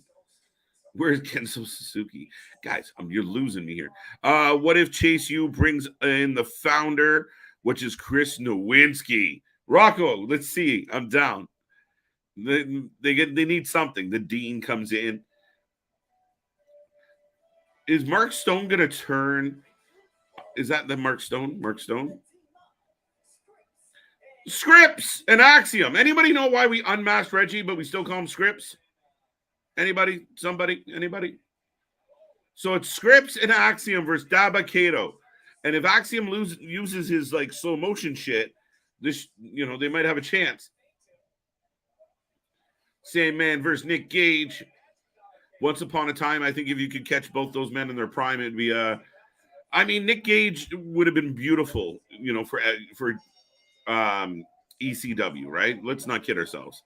He would have been outstanding. Now he's his generation, he's kind of that guy now for this particular generation with GCW. So yeah, he's definitely found his niche and done very well within it. Dabba Kato beating up both little men. If you guys want to make a prediction, but I have a feeling the two little guys are going to win for some reason, but they can't happen. Matt, thank you for your generosity and kindness. If you personally ran your own wrestling company, would you be able to deal with the complexities of booking, rein in any toxic egos, maintain a dominant hand over potential rival company? I don't know. I'm not. I'd like to give myself every fucking glowing opportunity I could, Matt. I think in the sense of I've managed a lot of things. Let's go. Can I handle all that? No, I'd probably put a team around me. I think it's why we kind of want Tony. We've talked a lot about Tony putting the right people around him and building a team. You need a team, even if you're a head coach of something or a manager. You put together a team that allows you to accomplish all of that, right? Could I, the complexities of booking? No, I've never really done it on a level. I got my own little cockiness. I know Nick's got his own little cockiness about it, but it's experience. Would I put people around me that could say, hey, maybe do this or maybe do that and have more experience than I do? Absolutely. Toxic egos are always fun. Yeah, I think so. Why not? Trying to run this shit hard enough. Maintain a dominant hand over a potential rival company. That's interesting. I think for me, with that last one is I would really try not to focus on the rival company. I really want to work on, it's kind of like what we do here. I don't care what other YouTubers are doing for the most part. I'll chime in on somebody's opinion, but as far as what they're doing, I really don't give a shit.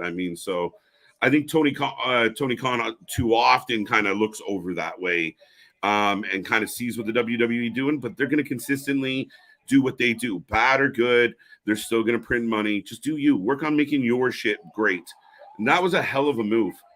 Holy shit, I've never seen that before. But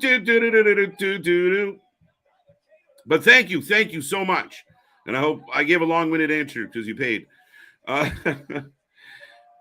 can see Punk's NXT or next Next run in AEW, he is a leader of a faction with FTR, Miro, Thunder. I don't think they're going to give him all of them, Rocco. I think that's indulgent. I think we're not even quite sure what the roster is going to look like. So before we jump the shark and give him everybody, I could see him as the leader of a faction for sure.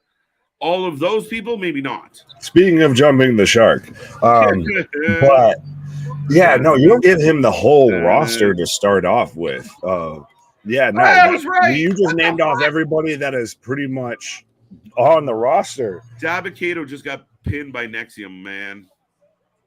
By Nexium. that almost works as a tag team name. 100% Nexium. Yeah, they look like if Scripps Reggie got on Axiom's shoulders and they just wear a giant trench coat, they'd be like eye to eye with Dabba-Kato. I think, are they going to show a replay of the launch? They should. There was a really cool tandem move where he just barely caught the end of it here. But Dabba-Kato, you bring him back, Dabba. You want to make him this big, gigantic beast, and he loses to two little guys. He's Yabba Dabba Doo-Doo right now, is what he is. Oh, hey, more WWE talent. Los Lobos. Hey, they've been gone for a hot minute. Los Lothario. So you're building up your NXT tag division.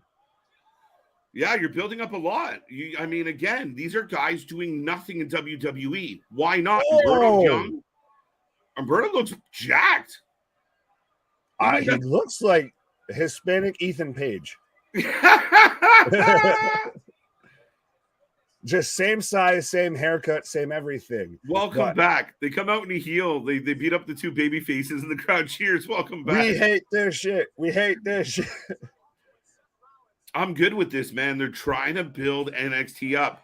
And as I said last night, Nick, I heard people, oh, this is desperation. No, they're not desperate for anything. They're not going anywhere. They're not bankrupt. They're not counting pennies. They're not like dying for viewers. This is to help rebuild something that Vince fucked up. Those who are mad at Vince for fucking it up, you're right. They ruined it. It was beautiful. You ruined it. But fix it, please. And I think they're trying. Well, and that's the thing is it takes a lot of these guys that would be if they were still on the main roster.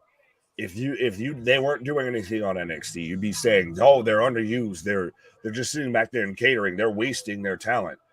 Hey, look at AEW. But anyways, just saying that they're just wasting talent, that they have people on the books and they're doing nothing with them. You'd just be waiting for them to get cut when these alleged July 1st cuts come down. Yo, time out. Sorry, Nick. I know you were go ahead. There. So next week will be NXT Gold Rush. All titles. There's gold in them there hills. This is awesome, bro.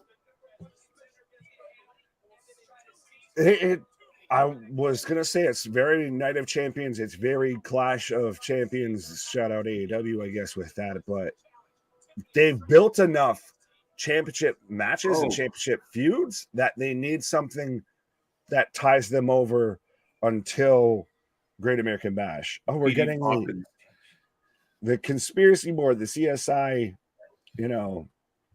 thumbtacks and string. Getting half stacks out here. So is it really not half stacks? He's ruling out everybody who set up Tony. So Tony's going to come back and think it was him. The only person he hasn't ruled out is himself. So what is he? He's got a fucking Fight Club situation going on. He's got Tyler Durden in there. That's like, I had a different. That's where I'm like, if it really, I had a whole other stack inside me I didn't know about. I mean, like, if he is really the guy that did it, he went to great lengths to make us think it wasn't. Absolutely. Yeah. Who wants me to figure this out? They need scripts to watch scripts. Now, am I the only one that felt like if this was a couple decades later, having a wrestler named Scripps would have been a little bit of a inside shot at the boys and everything like that. Maybe. I don't get it. Like, you unmasked them. We're all like, oh shit, it's Reggie. And they're like, wait, no. what the? We're getting Malik Blade versus Idris Inove. When did the social gathering friends? Collapse upon itself here? Not so social. Yeah, it's become an unsocial gathering. You guys have a super chat? Yes, we got a super chat. Get on it. Right. Well, I saw the one from, I think it was David earlier, and I was talked like, about Dave. Well, I know that now, but I saw it initially. I was like, click the thing, click it. Well, I mean, we'll get there. It stands out. That's why you click the colorful one. Why? You auto sit. What else we got here? We're back in commercial break, folks, by the way. I have to go, but thanks to KJ and Nick, BW Gamer later. Fantastic content. We appreciate that and can't wait to tell you tomorrow goodbye and good night. Best YouTube channel ever. Thank you, Gamer. Probably said he's already sleeping. I don't. Wake up! Wake up. We got some things. For anyone listening to us on Google Podcasts or Spotify or anything like that, I do apologize. But I'm glad you're still awake. Listen to us. I guess I'm the only one that likes Reggie. Yep. Yeah. Yeah. Sorry. You might be. Explain it, please. I would like to know why. It's the same thing about the cool stuff that happened in that match. Was Afro Circus. We finally got a solid tag. Sorry. Oh, what's up, Jack? No, Aaron said we finally got a solid tag team on NXT. We got to finally have a tag team division. So, for those who are just tuning in, Angel Garza and Humberto have shown up. Humberto! I can't help but say that I don't like him. But I mean, he looked jacked. He looked better. Is it weird? I almost went with the Del Rio. Del Rio. I watched the Money in the Bank that he won today, 2011. Oh, the last time he was good? Yeah. I was like, that guy was something at one point. What a fuck up. Yeah. Wow, NXT got a solid tag team, and I have Angel and Humberto with MS Electra Lopez. Sup, guys? Jack, I don't know if we fully read through that, but Electra Lopez, yeah, for sure. Absolutely. Well, not a bad show. Interesting of you essentially traded Electra Lopez to be with Angel Garza and Humberto, and you gave Zelina Vega to be with LWO. It's so interesting because I feel like they were actually flopped at one point. Like I feel like I remember Zelina being with Humberto and Angel. There we go. Angel. There you go. Garza, you had half of it. Right, I was there. I almost said Garcia. I was like, nope, that's Daniel Garcia from AEW. Right. So in kayfabe, Stacks doesn't watch WWE and thinks Pretty Deadly is still underwater. Facts. Well, he's out hat shopping and everything with that whole outfit of he's looking like a fucking Dick Tracy villain with that shit right on. So his lead suspect is Gallus. Tony said it was Gallus. I think it's him. Who is it, guys? Who Blair Davenport. Bars? What's that? Blair Davenport. Blair Davenport. The answer it was me. It was Tony. It was me. Half Stacks. It was me all along. KJ White, Big Nick, your YouTube channel is fantastic. Thank you. I like it. Why'd you? Sorry, the accent at the end there caught me. It's fantastic. Yeah, do it. Fantastic. Yeah, do it. That subscribe button. Yeah, do it. It's fantastic. Certain words just come out certain ways. What can I say? I read a whole comment with a beat behind it. So. Oh, dude, my guy. KJ and Nick, give us a Wrasslin for Life wake up call. Ladies and gentlemen, boys and girls. Right. Why? Wake up. How many more gimmicks do you want, folks? Wake up. Put on a little makeup. I thought that for half a second. Yes. Makeup. You wanted to. Can you pro wrestling put on makeup? You look like Surge. Wait, doesn't he look like Surge? Who, me? Yeah, kinda. Oh, I thought you were talking about Duke Hudson on the fucking screen. No, Duke looks nothing like Surge. The rusticity of us. I'm gonna be listening to System of a Down the whole rest of the fucking night. Man, this is gonna be so wrong. Funny because I've been listening to, and side note, complete shout out, because I know I mentioned it to you, of if you have time outside of listening to us and everything, go and listen to, I can't remember even the podcast name. It's some Rick Rubin convoluted thing, but it's Rick Rubin and Paul Heyman. It's a 3-hour podcast, but it's amazing.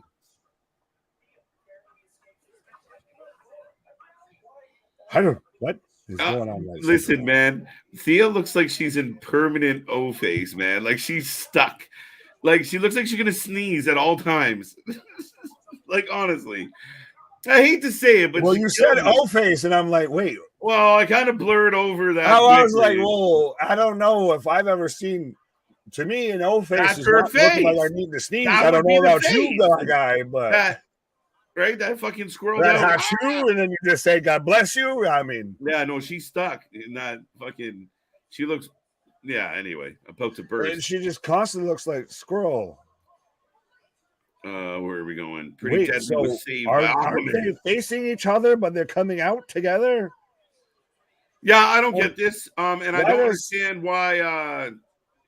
One of them is doing a low budget. It looks like a shitty dollar store Velveteen Dream costume. I see. No, I don't. I kind of. Yes. I don't know. Well, it's got like fraternity letters, so I don't want to shit on something I don't know about. But he, on one hand, it's like wannabe Macho King. Yeah, it's not good. Like I said, it kind of gives me like wannabe Velveteen Dream vibes. I'm just still wondering, again, this is a lot of weird firsts tonight. If we had the ref that stopped the count because of the legal man, now we've got it to where both men came out together as a tag team, one with more pomp and circumstance, but now they're facing each other in the same match. Like, why? Wait, timeout. And then Hank and Tank show up right away? So we're just going to set this up into a tag team match. Ooh, stiff. Pause. Oh. Well, that's the thing is, from what we've seen of them, if I'm going to pick, it's interesting of the one that come out here looking like how when Zack Ryder does his Indie King gimmick of, discount Macho King. Oh, we've also got Brooks and Dunn are here. Brooks and Dunn out on the ringside here. Why are we having a weird lumberjack match all of a sudden? Like, what is happening? I'm so confused. Like, on one hand, I shouldn't like this, but what I was trying to say is Idris and Inoue, I feel like, is the breakout out of the two of these here. But this is one thing, like, I feel like I shouldn't like, but it's so, I'm interested by it. It's one of those of I don't get what's going on here, but I'm interested somehow. Going for the powerbomb on the floor. Quite aggressive to do that to your tag team partner, but whatever. Yeah, your brother from another mother and everything. Well, and it's we just were talking about we had a new tag team introduced to NXT. So are we? I feel now like we're laying the groundwork on the tag team division here. These are all 3 tag teams that have been on NXT. Well, 2 have been on NXT for a hot minute. One just kind of got together, but right. It was Johnny Knoxville. What was? Oh, he tried to do the ricochet. Oh, Idris Inoue with the top rope, the over the top rope dive onto the outside. Tries to pull the ricochet, lands it, and land it, doesn't quite. And then Malik Blade turns around and just anything you can do, I can do better. Right. I mean, good pace to the match. I just don't know how we got here, but it's a decent pace. I don't want to hate on the match just because I don't like the angle or whatever. Good match. Weird way of how we got here. Give me a hell. Give me a hell, yeah. Did you start going into Rev Theory there? I did. You caught that? Yeah, absolutely. Because I saw it. Give me a hell. I was like, I know that. Give me a hell. That's how you know you're a WWE fan of a certain vintage. If you remember when WWE used Rev Theory, and what the fuck? Rev Theory. Wait, so Brooks and Dunn like one partner, and Hank and Tank like the other partner? Like, oh, we're getting a handshake. It was a good exhibition, to quote Booker T. So did Idris win or Malik win? Malik won. Malik. So I got Malik won. Idris Inoue, the one. I love you. I love you, man. I know when your birthday is. Did we just, become best friends? Oh, wait. Breaking news. Oh, thanks, Book. Booker, button up your fucking shirt, please. Leave Booker alone. No, he's out here looking like goddamn Indianapolis Jones out here. Wait, what? Triple threat, number one contender match. Next week. So, see, this is why this is a fucking convoluted ass way to get here, but. Triple threat. So, all three teams in the ring right now are going to be in a triple threat match next week. Wait. For a number one contendership against the tag team champions. That was just a way. Oh, wait, now they're just fighting. Can you dig that? Sucker? Ding, ding, ding, fight. Right. They were friends 2 seconds ago. This is. Oh, and we're getting Angelo and Humberto are just looking down on it. See, this is, like I said, it's a way to build your tag team division, but granted, it's rather than underbooking, which at times Tony, I feel, does, this is overbooking. Humberto, I think, tried to speak, but he ended up just pointing. I didn't hear words.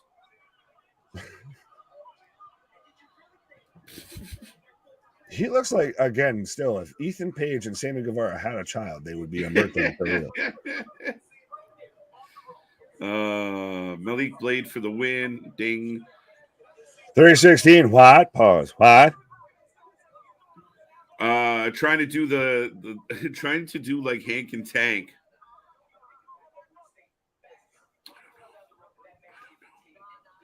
How is this guy Blade? Go to Lowe's. Why? Watch Tool Time. Why? Right. Al Borland. Why? I don't know where we're going with the Hank and the Tank things. I don't know, but Hank and Tank will be in the triple threat for a number one contender spot. I have a feeling will they slide Los Lobos into that spot, into the match? Well, by the way, we've got Eddie Thorpe backstage with Damon Kempin saying whatever type of match you want, we'll just run this back. It's a botched Jack match. Why? Roxanne Perez, the prodigy, is in the house. That's what they're labeling her now, the prodigy. Yeah, they've been naming it. That was kind of her thing for a while now. Like since she kind of got to NXT, it's been cool. I haven't caught that. Yeah, that's her shtick. I feel worse now that I know that. 42-0 for C Money. He's on a roll. Blade wins.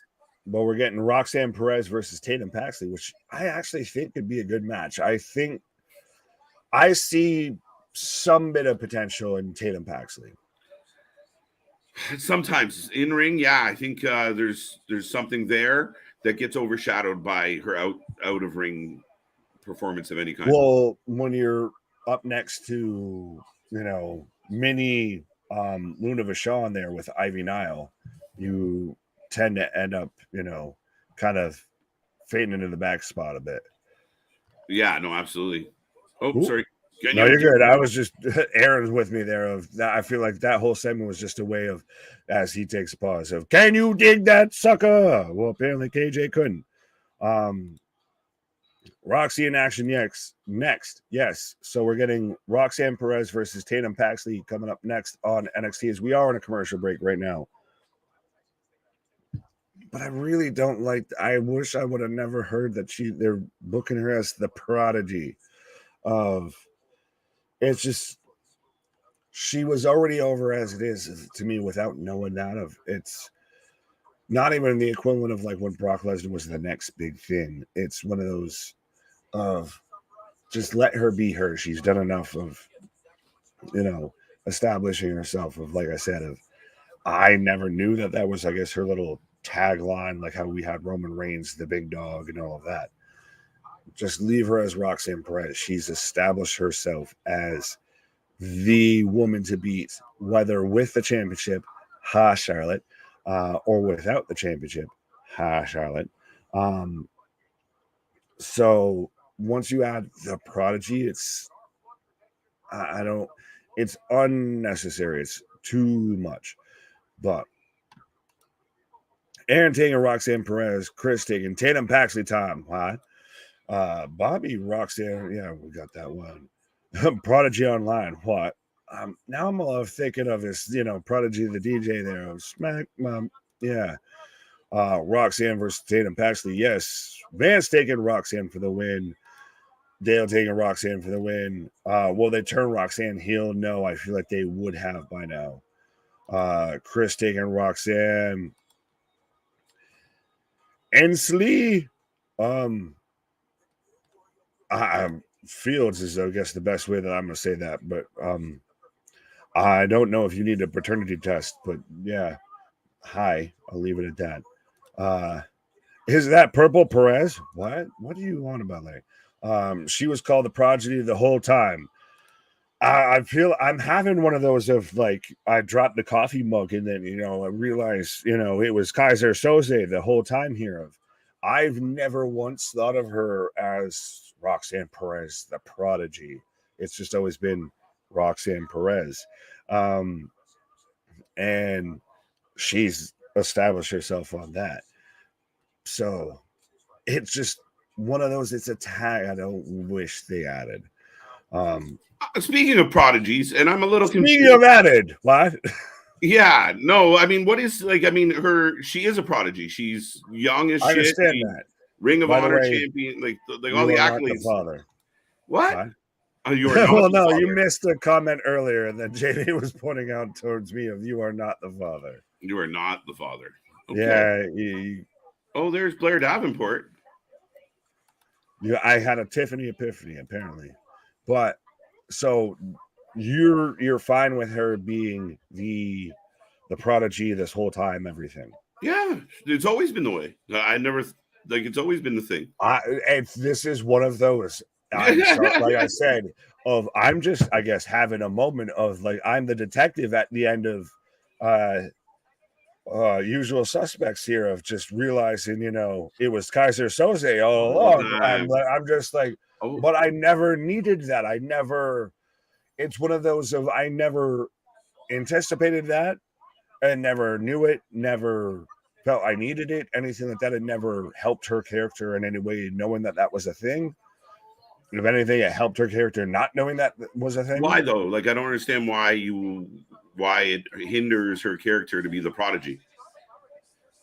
Because she doesn't need an additional tag. I felt it's one of those of I'm just having this added on. It'd be like if you took Bill Goldberg and you just said Bill Goldberg Bill the Street Goldberg.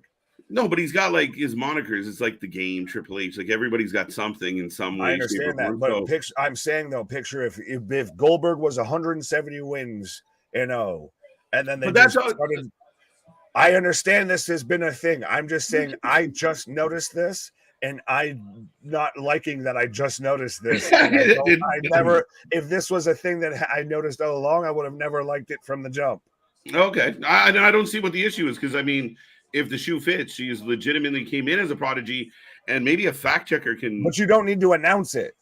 But I think that's her. Like that, I think even before she got to NXT, it's her without announcing it, though.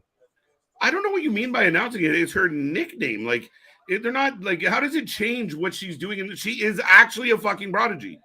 Right. She is what she is. Like you don't need to because today you noticed that Roxanne, the Prodigy Perez. But you just have Roxanne Perez, and you realize and establish that she's a prodigy, and that she's a student of the game, and that she's going to be the next big thing. Versus adding the fucking surname, the title attached. It's not like they're walking around referring to her as Roxanne the Prodigy Perez. But I just saw that. That's what I've seen so far. Because you just saw it. It changes how like you're like, oh. No, I'm saying I just. I don't get it. I saw this, and apparently I was unseeing it the whole time. Is that to me? I wish I had never seen it to begin with. I don't know what it changes. It shouldn't be, is what I'm saying. Why shouldn't it though? She's the prodigy. She is legitimately the prodigy. Just like the and Heartbreak Matt Morgan, Kid, Matt the like Blueprint the Morgan game. has some Just fucking like, debate on that. If they probably didn't label him the Blueprint initially and just let him become the Blueprint. No, they tell you what it's supposed to be. Like they give you the name. They tell you the next big thing. That was Brock, was it not? Yes, it was. Like let me get there instead of telling me everything to my fucking face, I guess. But it's her moniker. It's what she is. Like it's what she's doing. Like she is a prodigy beyond her years. Like I don't understand. I'm not debating that point. I'm not debating that point. So and then John's telling me I need more vitamins. I'm debating don't tell me it out the gate. Let me get there. Seth freaking Rollins. Like, yeah. It's Franklin, sir. It's Franklin. It's Franklin. Here comes Franklin. Coming to NXT. Not yet. Oh, that's Tatum Paxley. What did she change her look? Not for the better, I don't think. No, she just lost the fucking Rip Hamilton mask. Yes, Blair was the parking lot attacker. She went through her crimes. She took out Nikita. She took out Chu. Yeah, she did the O.J. Simpson. If I would have done it. Maybe. Roxanne for the win. Wendy Chu is the locker room leader. Apparently, I didn't know that until tonight. The locker room sleeper is more she was sleeping on the ground. Her locker room leader. Bill the Streaker Goldberg. Yes. That's my prodigy. Point. What? Is the craziest shit I've ever heard in my life. Like, you're like, man, this girl's a prodigy. They're like, we're right. Roxanne the Prodigy Perez. You're like, oh, fuck that. You told me. What? Why? Because to me, that's the thing, though, is because you saw this all along. I'm just finding this out. So that's I was much happier not knowing it was there. What does it change? Doesn't change shit. You already thought she was a prodigy. Now it's just on her placard. But now I knew that they gave it to her all along. Dude, that is the dumbest shit I've ever heard in my life. Like, are you crazy?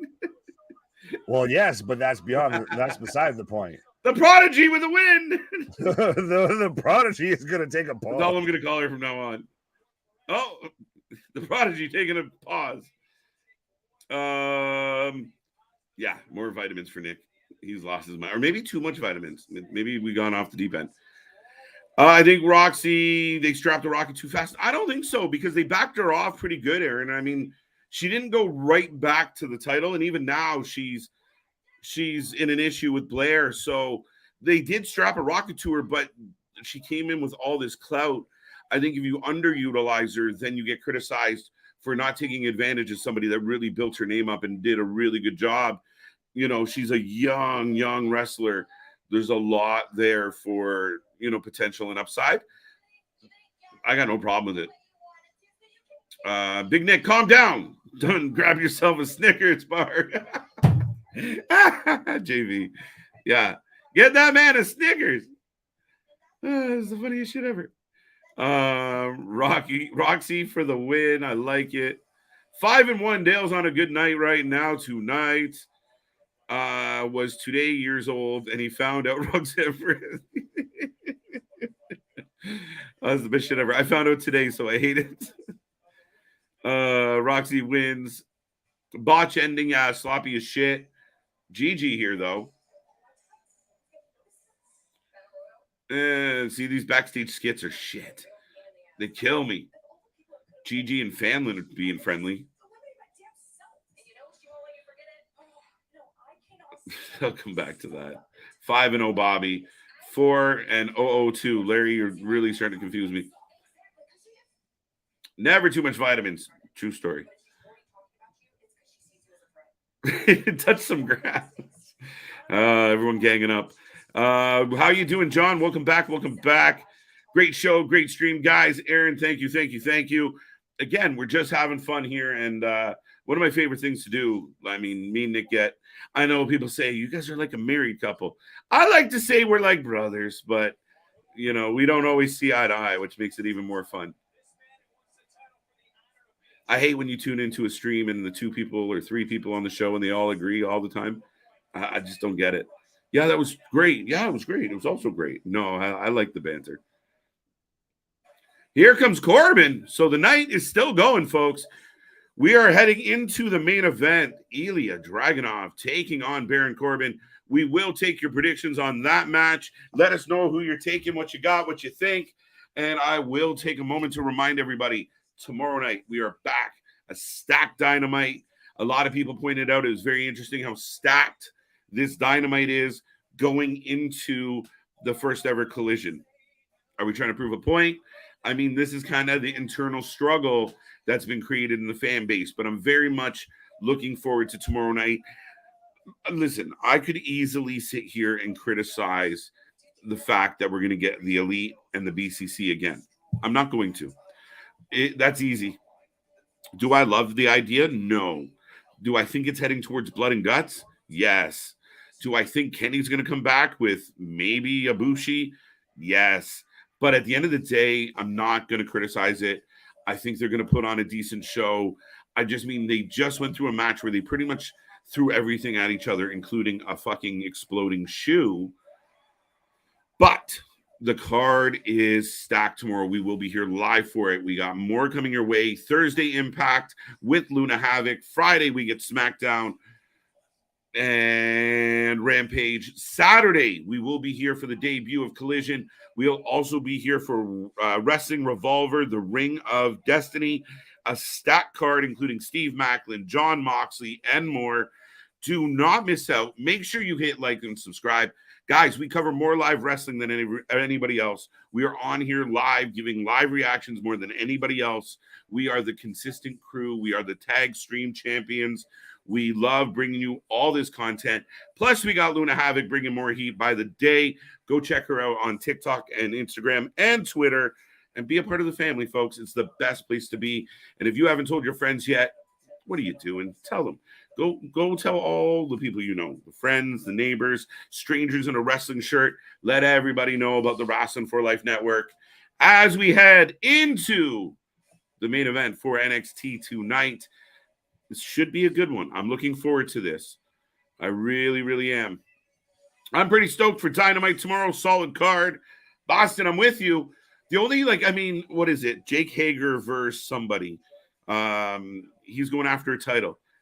I'm not thrilled with Jake Hager being involved, but again, I'm just optimistic that the show is going to be worth it, and we'll see what happens. I don't love eliminator matches. Speaking of eliminators, I was going to say, speaking of not worth it, what?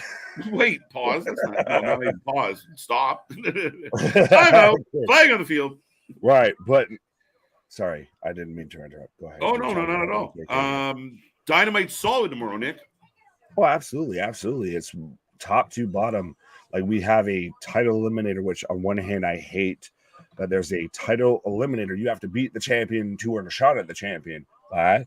But we're getting MJF versus Adam Cole, so that's always good. I did not fall asleep. I'm back for the closing.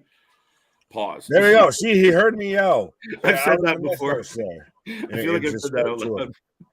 But no, so my defense with this whole Roxanne Perez thing is I liked learning she was the prodigy versus being told she was the prodigy. But technically, you weren't told. So what are you worried about? Because I just found it out. That's why I had the universe collapsing in on itself moment there. But she is what she is. It's like wait, Triple H is the game? I don't like anything now. Like, that doesn't make sense. Well, I get halfway. I guess, like I said, I wasn't fully explaining because I think I was having a one moment of like, I'm the only one that just found out about this. Maybe. And I'm like, my reality has come unglued here for a minute. Baron Corbin will cheat to win. We also had a very interesting. Hey, what the fuck? Wait, is this? Why are these kids playing dominoes outside of a bodega right now? What the fuck? Oh, I feel like we've seen this tag team before. It's called Grind Time. Yeah, I didn't want to say it. I kind of waited. Nah, I'm gonna say it. Yeah, this was Some prime this time is just vibes. bigger ass JTG.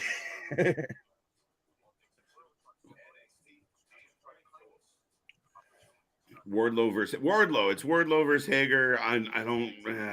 We'll see. Two big beefy boys slapping meat, and yes, JV. Speak to strangers responsibly. Uh, The Tsar versus the American Nightmare. Not yet. One day. What? One day, maybe. Number one in your heart, in our heart. Number two on his shirt. Oh, I like that. This man's paying attention to detail. I was about to come back with number 69 in the playbook, and everything, but no, I dig that. I got it too. Paying attention. Burn it down. So yeah, there's the big win. Yeah, vibe. No, it'd be from Timu at this point. Be from Timu at this point instead of Wish. This 3-minute warning meets crime time. Did someone say 3 minutes? It's my favorite shit. I missed that. So NXT Gold Rush next week, guys. If you don't know, we are getting Seth Rollins versus Braun Breaker. And I know some of the hate, oh, it's stupid. They're diminishing the title. Fuck off. Shut up. I don't want to hear it. Fuck you. That's as played as it can be on. That's my argument. I'm sticking to it. It's a tree out for the main roster, but we are also getting Dana Brooke versus Cora Jade on. Can you have a pre-show on a weekly show? Kind of, right?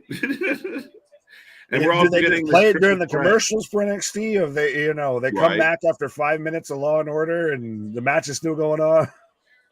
Plus, we're getting Wesley versus Tyler Bate with Mustafa Ali as the special guest referee, and even in the graphic, Mustafa looks like he's up to no good. He's just kind of got that furrowed eyebrow. Well, and even then, we're still getting that the triple threat tag team match for the number one contendership here. True. But we are getting Baron Corbin versus Ilya Dragunov in the main event, which will determine who's going to face Carmelo Hayes in 2 weeks' time, folks. 2 weeks' time. Somebody has to explain the laundry day attire that Baron Corbin has decided. Nobody in the company, everyone talks about McMahon nitpicking about shit. Nobody has said to Corbin, what the fuck are you wearing to the ring? This man came out with a mustard stain button up. I don't think anyone's saying, what the fuck are you wearing in the ring? I think they're just telling him, get out to the ring. And he's like, oh shit. It's like, Corbin out here in the backyard ring again. Corbin out here in Metal Dad who mows the lawn gear. Right? The guy mowing the lawn in dots. All he's missing is if there's some New Balance, if there's a giant egg on the side of his wrestling boots right now, that's all that's missing. The flops and socks, buddy. This is the guy who's mowing the lawn to kill Switch Engage, System of a Down, as we talked about earlier, Slipknot, all of that. As Ilya come out and looking like he borrowed Seth's coat, but now already got the abs taped up, all of that. Do you have a problem with, he's the czar? Like, is that an issue for you? I just want to know he's the czar. I forgot about that, and as well as that being his moniker, I still think he's fantastic. I'm still a strong proponent of don't go with the rumor that people have said of put him in with Imperium, all of that. No, I would rather see Gunther versus him on the main roster. Eventually, yes. That being a dissension because they were in a faction I'm together. Okay with that. Interesting side point. Oh, yes. Did you notice that with the Money in the Bank briefcase match, at least for the men's this year, they've mentioned how the winner can cash in on the IC title and the US title as well. Interesting. I don't want them to do that, though. It bothers me. It's like, we gave you $100. You're like, I'm going to spend $60. You're like, why spend 100? You're like, I want something that's 60. I'm content. Get out of here. I already know what to do with those guys. Have Trick turn heel on Mello and make him the leader of these crime time guys. Interesting. But they really are building up tag teams, Nick. Oh, absolutely. Well, and you had that. That's what they need to do first. And also, I still think that there's the sneaking suspicion that Trick, when he breaks away from Carmelo, is either going to be in charge of, I guess, Noam's little faction that he's got behind him, or he's going to have at least something behind him. Maybe. It's not terrible. Boston, my argument. Fuck you. I love it. Now that's sometimes it's all I got. Right. Well, now you take the fucking tank top off of Corbin. So he literally right now, I was about to say it, but now he looks like the dude at a fucking pickup fucking YMCA right now. He really did.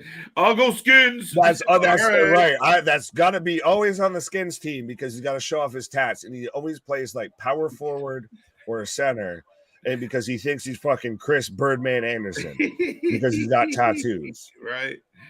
That got ultra specific, but I'm right there with you, so we're good. I think Dana Brooke might be in NXT full time yet for the foreseeable future. I don't see why not. Yeah, her boat has floated ashore. She floated right down. We all float down here. Yeah. NXT Gold Rush will be fire. No, it's setting up to be really awesome, actually. Absolutely. This is when I have to show up, and I gotta. Well, no, I can't do it with the green screen. I'll break out with everything and just show up and I love gold. I love gold. Baron Corbin is for the win. Baron Corbin for the win. We do take predictions from time to time. Yeah, when we actually click on you motherfuckers. I was gonna say tonight's been a very much a weird. This has been a podcasty night versus a commentary night. He should have come out to his old theme. Corbin should have come out to the I Am the Darkness. Yeah, I'm all for it. Let's go. Is it bad? I started to think of like a Kill Switch song, just thinking of like CM Punk and Roddy and everything. Even through the big clothesline on Corbin. Metal Dad mowing the lawn gear, fantastic. Yeah, no, that's what it really is. I know you already have that tonight. It's fantastic. Yeah, it's fantastic. Matt Hall, we might have lost you here in translation. Oh no, that's where when you walked in on the whole "you are not the father" because he was that I am not your father, sir. I may look like him, or according to KJ, I may look like the lead singer of System of a Down. Just maybe a little problem, but maybe a little. Can anybody else see that? Who? What? Why is Corbin wrestling in his boxers? He looks like he's on laundry fucking day. I'm telling you, he looks like the dude that's waiting to get next. The YMCA. He's gonna make it to the league. He's gonna be like 6 man. He'll come off the bench. He'll be just a rebound guy. He'll be fucking Rodman. Is there? Yeah, you might be right. Is there a possibility that this match does not get a winner and somehow we do end up with Dragunov and Corbin going after Carmelo? It's so weird to try and guess at this because I feel like we're setting up for Corbin versus Carmelo, but who comes out to aid Corbin / cause the distraction with Dragunov? The Jacaneta, yeah. You going to do it? Are you from Brussels? He's gonna beat up the muscles from Brussels. The muscle from Brussels. That would be interesting. Well, we already saw Ilya coming out when Braun was cutting a promo. So is just Ilya just gonna fight everybody? Yeah, it seems that way. Like Ilya's got beef with a lot of people. Yeah. I don't mind it. We'll see. Upcake right now is I'm in picture-in-picture. I didn't get picture-in-picture. I just got a Blue Jays commercial. Well, Toronto. There you go. AEW has just inked EJ Duca, who was MLW Tag Team Champion not too long ago. Big guy, pretty good worker. Yeah, I mean, I don't know if I'm. And he'll debut on Ring of Honor Dark. Yeah, I'm just kind of like, okay, we'll see. It's another big guy. Put him with Big Bill. So no, the problem is at this point is AEW has too much of a roster. Honestly, Yeah, I think it's too hard to manage that many people. And again, you only do have so many minutes. And when you consistently use multiple people in multiple places, you have even less minutes for everybody. I think a thinning And of the you're not going herd. to commit to Yeah, a hard brand split, which no we one should. says anything about a brand split on AEW, but everyone wants to come at WWE with brand splits. Well, we'll see how this turns out. But Uh, if you're going to have Collision, like, he's a guy, okay. If you're going to actually use a brand split, and because you got to create a whole show because certain guys can't be in the locker room with certain guys, what have you,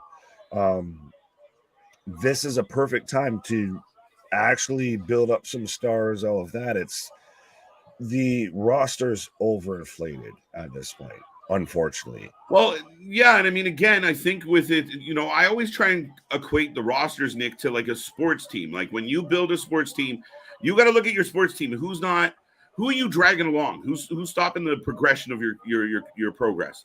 And Tony has a lot of talent that probably isn't helping. And no offense, but there's the fucking Luthers and the Serpenticos of the world that you're not contributing really much. I mean, Luther can do a backstage thing fine because he's Jericho's friend, but the wrestlers in that ilk need to be cut off. Therefore, you can focus on the people that deserve more airtime: the Hobbs, the Ricky Starks, the Jay Whites, those guys, and so on that could use more airtime that aren't getting it. I love that you put it that way. As granted, I've got Corbin right now throwing elbows into the bruised ribs of Ilya and throwing them into the ring apron. But with you mentioning it about like a sports team and everything, if you think about it, an NFL roster, you have a practice squad and everything. You have X amount of people that show up to camp. Come to the tryouts. So we'll see where you fit. And sometimes, you have some guys that they look really great, but you're great, but he's a little bit greater, and I'm paying him a little bit more, so I really need to focus on him a little bit more and everything like that. I feel like Tony just hasn't gotten past the practice squad cuts or putting people on that kind of reserve list or anything. In the NFL, you got to cut down to a 53-man roster. Yeah, I think you don't have 53. You have over a 53-man roster for Dynamite. Yeah, I think part of Tony's inexperience as a booker or a manager is talent evaluation and being able to evaluate who's doing what and kind of assessing them to the point of, listen, and kudos to the guy. He's super nice, wants to be nice to everybody, but it doesn't always work out that way. Huge backbreaker by Corbin. Two count. But see, you don't hear anything from Tony if he's not being nice to you. That's the thing. You never hear stories about Tony telling people, you're fired, I'm sick of you, all of that. You don't have that Vince McMahon with Tony Khan. He just stops talking to you. Yeah, and I mean, that goes back to my, again, inexperience. And someone asked, well, you were on break about, do you feel like you could, book and handle the complexities? And truthfully, no. I mean, I have all the confidence in my ability to manage things, but I would put people around me that would give me the best chance to win. That's what you're supposed to do. Absolutely. Singularly, no, not a snowball's chance in hell. That is very much even like when it comes to this channel, whether it be you and I, Luna, CJ, Cliff's been here, LJ, Ashley, all of that. Anybody that's been here for a hot minute. Swami, Swanson. Right, exactly. You need a team around you to help balance everything out, to help keep things going, to have even just, that's why you and I work perfectly all the time on stream. It's something to bounce ideas off of back and forth and everything. You need checks and balances. You need that point counterpoint. No, absolutely. And I mean, I think that we talk about that when we talk about the progression of Dynamite being stymied by not, iron sharpens iron. You challenge each other to be better. You don't be petty.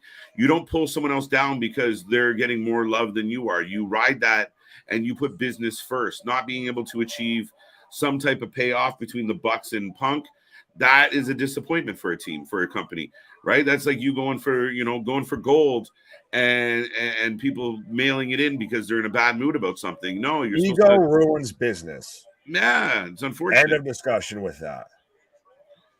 JD cost Ilya the win. Why JD? That's how I feel with everyone wanting JD in JD. I'm like, why? Like, let him be the antithesis. Let him be the counterpoint. Let him be, the hero to the anti-heroes. Yeah, no, absolutely. This one's for you. Oh boy. KJY, Big Nick, Corbin, get to the chopper, yeah. Get to the chopper, yeah. Good. I was trying to halfway get there with a fucking spit take, but I couldn't get there. Right. Le'Veon Bell. Yeah, I was gonna click that one. You mentioned that. Right. I could do a JV. You know how to get a hold of me. We can talk about Le'Veon Bell. Big kick! You pick him up on a Madden game, 100%. He will get you 100+ yards a game. But in actual NFL, you're fucked. Did Ilya lose a tooth? Maybe. I missed it, Jason. I didn't catch it. Any fact checkers out there also see a lost tooth? Toothless aggression. Right. Well, apparently he must have, and we missed it here. I don't see any, bleeding from the gums. I don't see any bleeding gums Murphy out here, but. Matt, I agree, man. We're off to a really nice roll with this match, and the two boys leaving it out there. Well, that's what makes Ilya. Well, that's why even when we came to our little mock draft and everything, you took Ilya pretty high. Right. Let's go. He's got potential of you put him in a mid-card division, and it's interesting I almost feel like he slots better into a mid-card main roster division than a NXT title division. Big DDT, but yeah, I mean, again, for me, drafting him the way I did was because I just wanted I think Ilya offers bangers after bangers. I think he's a great IC title guy. I could see him actually stealing a world championship in some way, shape, or form one day. But give me more, Gunther, Ilya. There's a lot of options beyond that. That was at one point a match of the year candidate, and now you have something that could you could have it match of the month, match of the week. You could have that. You could roll that out like when you rolled out Gunther versus KO. Oh, Breaker just got kicked in the head. Oh, Breaker comes out here. Okay, so this is what happens. East European uppercut, end of days. Yeah, it's over. It's over. Dos, tres. Well, we were saying somebody was going to have to come out here. So are we setting up for Breaker versus Ilya post Seth? Yeah. Maybe Ilya helps. Sound like a main roster feud. Ilya Braun Breaker, I think, is excellent. They're still fighting. Yeah. Oh, I just got it. Yeah, I'm saying it's a fantastic feud of. Oh, wait a minute! Him in the building. Himiny Cricket out here, just throwing shots at Corbin here. Him Cornette. Yes, that is the best one. But no, I would like to see you take a bit of a time on Monday Night Raw. You get Braun Breaker versus Ilya Dragunov. Shut up and take my money. Oh, I like that. I like it. Nothing but net as Carmelo stands foot planted on chest, and you cut that too close there because Carmelo raised the title and he was going back down to say something to Corbin real quick, and then was going back to raise it. We cut to like Fantasy Island here or something. I still got it, actually. I got him laying the t-shirt on him. Well, God bless you, Canada. I got, I don't want to burst your bubble, but I'm still going here. Bro. Right. I've got fucking Fantasy Island out here. They're playing, boss. They're playing. But yeah, I mean, dude, so we get, like, I know we talked about this last night where people are like, we don't watch NXT. It sucks. And it's really hard to have those two opinions, right? It's like, the fucking rainbow's ugly, but I'm blind. So like, what do you mean? If you're not going to pay attention and actually look at it, fucking, how do you have an opinion? Tonight was fun. Tonight was more fun than last night. A lot of good options here. To me, if you're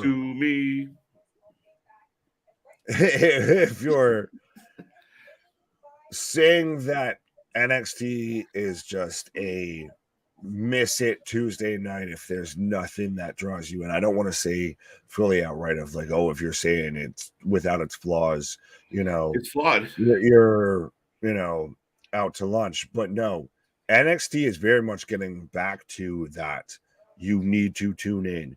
It is good fucking wrestling. It is a good little bite-sized sample of pro wrestling within WWE, and it's not tied into any main roster storyline. And it's starting to get there.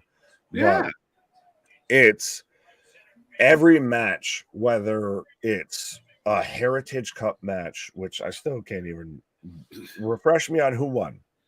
We have a new Heritage Cup champion in Nathan Fraser. Oh, so we're going to set up Nathan Fraser versus Dragon Lee. Interesting. So maybe Noam is actually hurt. But I don't know. I still think it's bullshit. Would they have changed titles if it was? That's the tricky part. Right now, I'm like, maybe he actually did sprain an ankle, right? So I don't. It felt bullshit, but then to your point, you would assume that he found a way to keep his belt until he was healthy enough to compete. But still, the tag team division is getting built very well. Is it ever? The main roster scene or the main event scene, you've got Braun Breaker, Ilya Dragunov, you've got Dijak getting there, you've got Corbin now up there, you've got Ilya, you've got Carmelo Hayes up there. You're still waiting for the trick turn.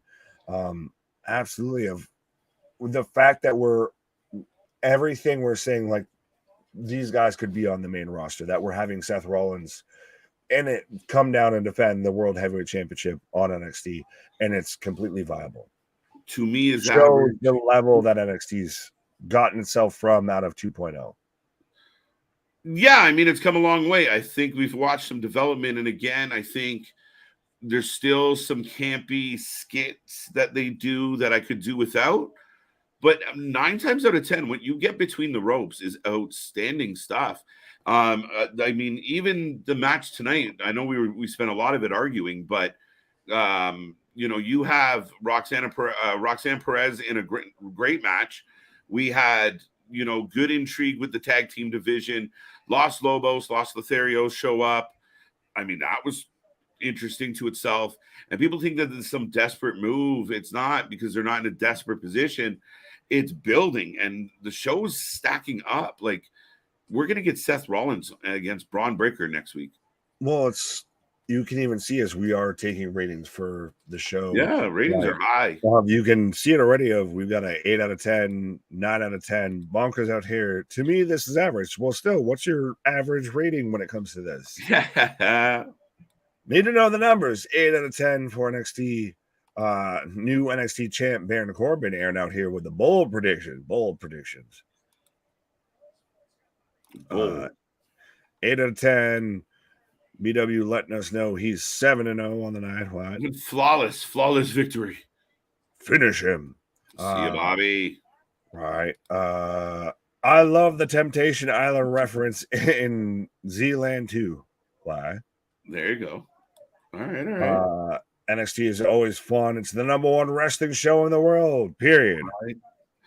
It's fun. It is a fun show. The pace is good to most everything they do.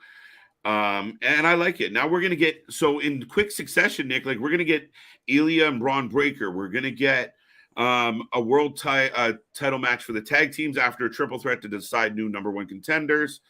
You have this story with Mustafa Ali and Wes Lee and fucking the other Tyler Bate.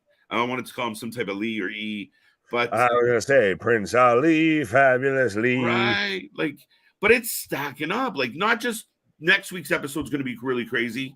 The week after's and the American Bash, it's all going to be fucking fun. Well, in quick succession too. Let's look at like even what we had already for Gold Rush there too, where we're getting Seth versus Braun Breaker. We're getting Tiffany Stratton versus Thea Hale. We already had all these stories really starting to get put in motion. Oddly enough, even before everybody was still in contention about who's running the main roster, whether it's Vince or Hunter, NXT's really been slowly slow playing this, and now we're starting to really get a big payoff, a big retention on that investment. And I'm having fun with the Tony D thing. They just brought back Blair Davenport. She's going to have a target on her back as she beat up everybody. Nikita's not even been around for a while. Hopefully they can give Wendy Chu a makeover. Cora Jade's trying to find her way, even though I don't like her. Tiffany. We still got Gigi and JC if we're talking just about even the women's division. And then we just added to the tag division. We've added to the singles division with Mustafa Ali, Baron Corbin. In the women's division again, we've got Dana Brooke. It's this refresher, this retread of. I don't know if it's a car wash for guys that have been lost on the main roster / helping develop new talent. Yeah, I'm worried that it's not going to really help Dana. I'm pulling for her a little. Can anything though at this point? I don't know. Quotation device, but then again, she is one. But anyways, if she can't find her way of some type of kind of like the Mandy Rose vibe where Mandy figured her shit out before they let her go. If she can't do that here now, this might be the end of Dana Brooke and WWE, perhaps. Fair enough. Well, I like Simone of saying to Matt Hale, your sister Thea seems to like it. 7.8 out of 10, says John. Jamie's out here bragging about Spider-Man comics. I appreciate you, but jealousy. I'm actually going to leave you and go to sleep now. Wake up! Grab a little wake up. That's funny shit. Nick, don't make me wake up again. Yeah, fuck off. I just did. Thanks here, Nick, for making the Gregist content. See you tomorrow. I know when he was going at, but I read it as Greg. Yeah, that's kind of how we roll. NXT 10 out of 10. I'm going to give NXT a 7.5. Ooh, okay. What did you give Monday Night Raw? What did you give Monday Night Raw? Because I gave Raw a 6. Really? Oh, well. And then I think I got talked down to a 5, but I'm somewhere in 5 or 6 on Raw. Raw sucked. I'll tell you a 6 on that, and I'll do you 2 better because I'll give tonight an 8 out of 10 because it's interesting of how lately we've talked about like on Friday Night SmackDown streams and everything of towards the end of like what was your favorite stream of the week, and NXT is really starting to gain some traction as being at least in that contention. They may not be a world beater, but you think they could maybe land a lucky shot and win. So. And listen, a couple weeks ago, there was people in our chat that felt that NXT was the most entertaining 2 hours they got of wrestling in that particular week. So, I mean, we'll keep on the weekends. I'm going to try and, if the vitamins allow me to remember, I'm going to try and put up a weekly poll asking everybody what their favorite show of the week was. And we'll just need to make that a show like we had before of the weekly rankings. Yeah, I'm just going to let the fans vote. Okay. Like literally without the extra effort. Fair enough. Great show. NXT was the best booked women's division on TV. Yeah, I mean, some people foo-foo it, but it does get better booking than the main roster for sure, with a couple exceptions. Right. Well, and even JV's out here, 8 out of 10. I think we got Kevin with a 10 out of 10. Everybody with a 8.420 out of 10. Yeah, I can never give it a 10 with as long as they're going to do those skits, Nick. I think 10 is going to be impossible for me to give. Their pay-per-views have hope because there's less of that shit. I'll let you read this one. Yeah, you woke me up again. Oh, gosh, dang it. What? We have that effect. It's Nick. What? This is why I love hanging out with you guys. What? He loves hanging out with us because Nick wakes him up. I'm your fucking alarm clock. Pause. Right. Pause. Yeah. 8 out of 10. That'll be the next thing of big things popping, little things stopping. Hey. The Twitters, all that. We're starting doing, fucking ringtones and cameos and all of that. I'm pausing all over all of that. Yes, but yeah, get your Big Nick what ringtone to tomorrow. Coming soon to the Wrestling Network shop. What? You got to call what? You got to call me to get your ringtone. But. Right. Well, on that fun and wonderful note, seems like a perfect time to say goodnight to the peeps. Folks, this was a fun one. Dynamite is tomorrow. And 7 out of 10 alarm clocks. Right. 7 snoozes out of 10 alarm clocks. What? But folks, that is NXT. It was a good one tonight. Dynamite tomorrow is stacked. Thursday, we're back with Luna. Friday, the doubleheader, the Tag Stream Champions, taking you through the weekend as well. We got lots coming your way. Woo! I like NXT sometimes. That was a good one. How you feeling, Nick? It's fun when you do this shit, right? It's fun. It's always a great day to have a great day. That's it. Keep it positive. Our shit is raw. Our shit is all authentic. When you talk about the wrestling, you better put that full life with it. Bye. Have a good night, folks. See you on the flip side. Bye.